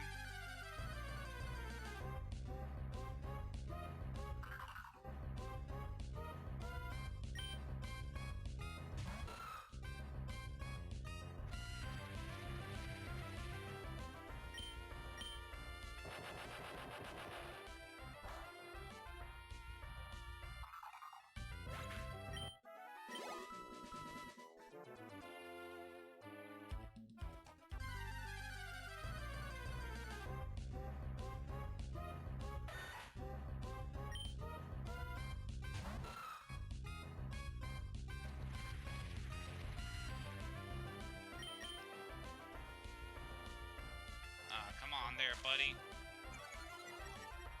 Though these things do have Sand Veil, which is kind of annoying. Might actually just start running from a few battles if I'm not really feeling up to it. Although probably can against these guys.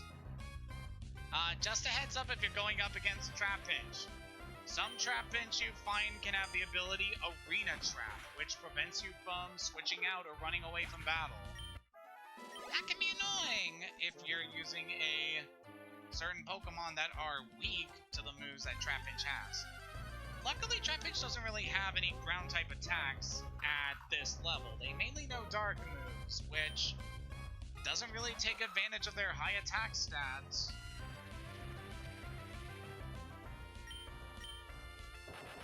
Yes, keep self-destructing. Keep giving free experience to my little steel dinosaur. I highly appreciate that.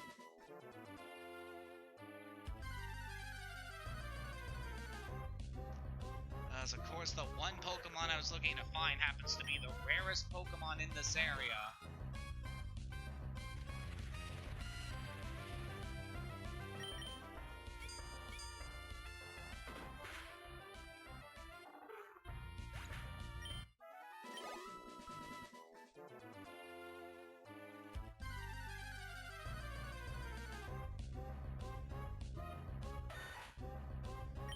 Yeah, I might go a few more minutes and then we're probably gonna call things very shortly.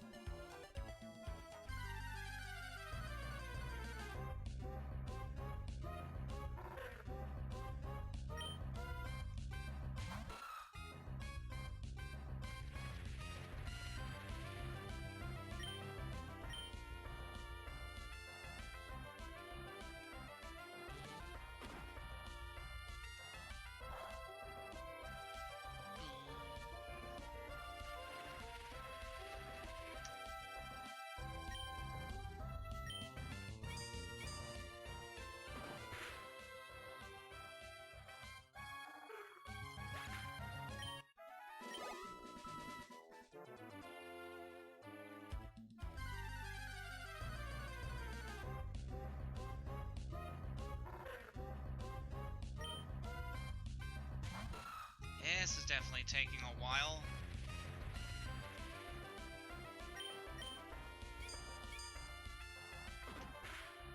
And I think that's it for all of Armstrong's move PP that is not Rock Tomb.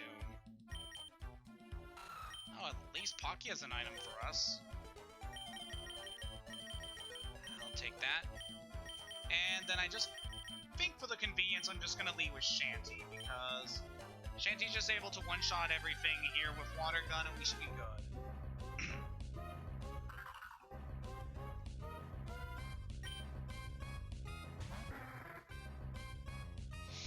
Till death do us part, but we're already past that phase.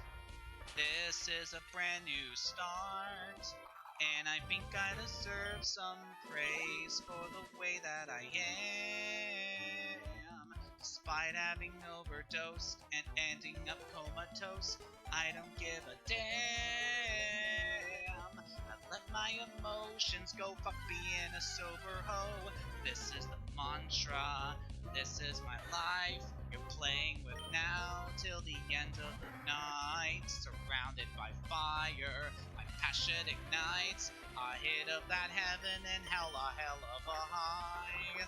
I'm addicted to the madness. This hotel is my Atlantis. We're forever gonna have a fucking reason to sin. Let me lead my soul to burden, I'll be breathing it in. I'm addicted to the feeling, getting higher than the ceiling. And we're never gonna want this fucking feeling to end. Just concede and give in to your inner demons again.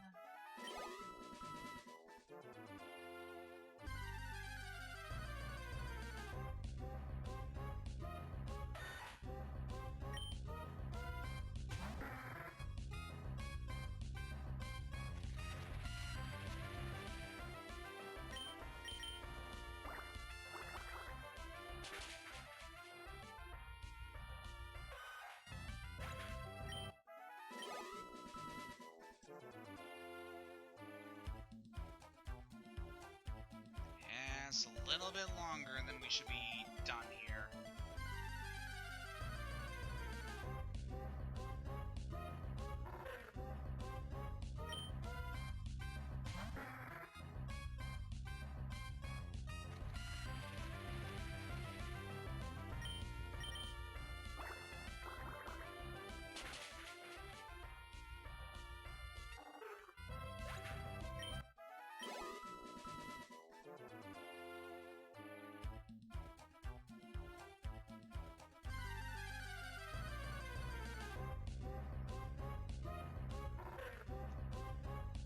Why'd I have to pick the rarest frickin' Pokemon to go hunt for?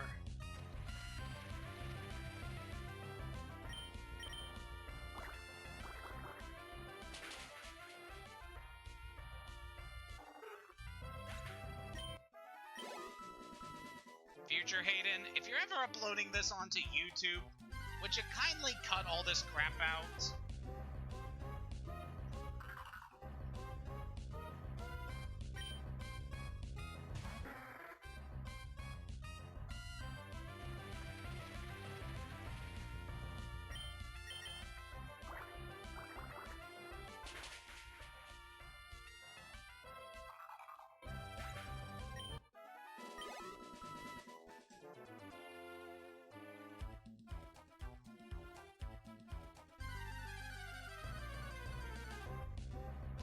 There we go!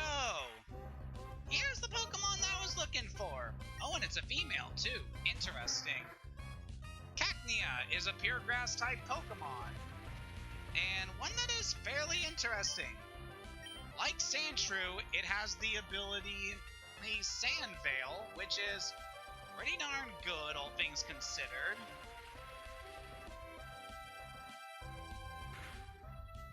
For one, having the Sand Veil ability actually gives you an immunity to Sandstorm damage. So Cacnea, despite not being a ground type, doesn't take damage from Sandstorm. It's pretty darn helpful. overall, this thing isn't entirely a pure grass type. Eventually, it will become another typing, and when it does so, its offensive stats are pretty darn good. It's not the most defensive Pokemon, but it is still pretty cool. So much so, in fact, that I want to catch Cacnea for the team. I definitely had a lot more easier opportunities to catch a grass type, but I had to go for the rarest frickin' one in the game. Cacnea, the cactus Pokemon. Cacnea live in deserts for virtually no rainfall. It battles by swinging its thick, spiked arms. Once a year, a yellow flower blooms. That you have one right now.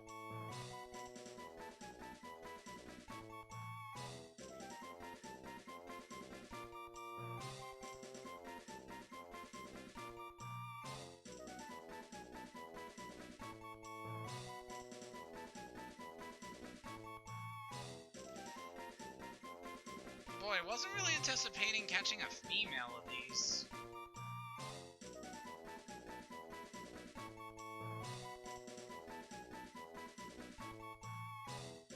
I do have an idea what I'm gonna name this thing. Just give me a second to make sure I got the spelling here.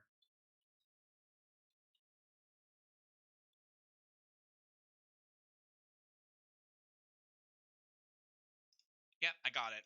Okay, we're good.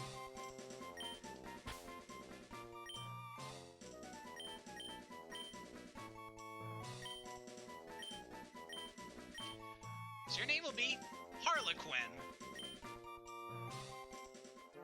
I know that seems like an odd name, but I have my reasons. Oh, and Pocky has an item. Thank you. But with that, I think that is everything that I wanted to do for today's stream, so we're gonna call it here. Next time on Pokémon Emerald, we're gonna make our way back to Petalburg City and finally have our long-awaited battle with our father. Until next time, have a good night and take care.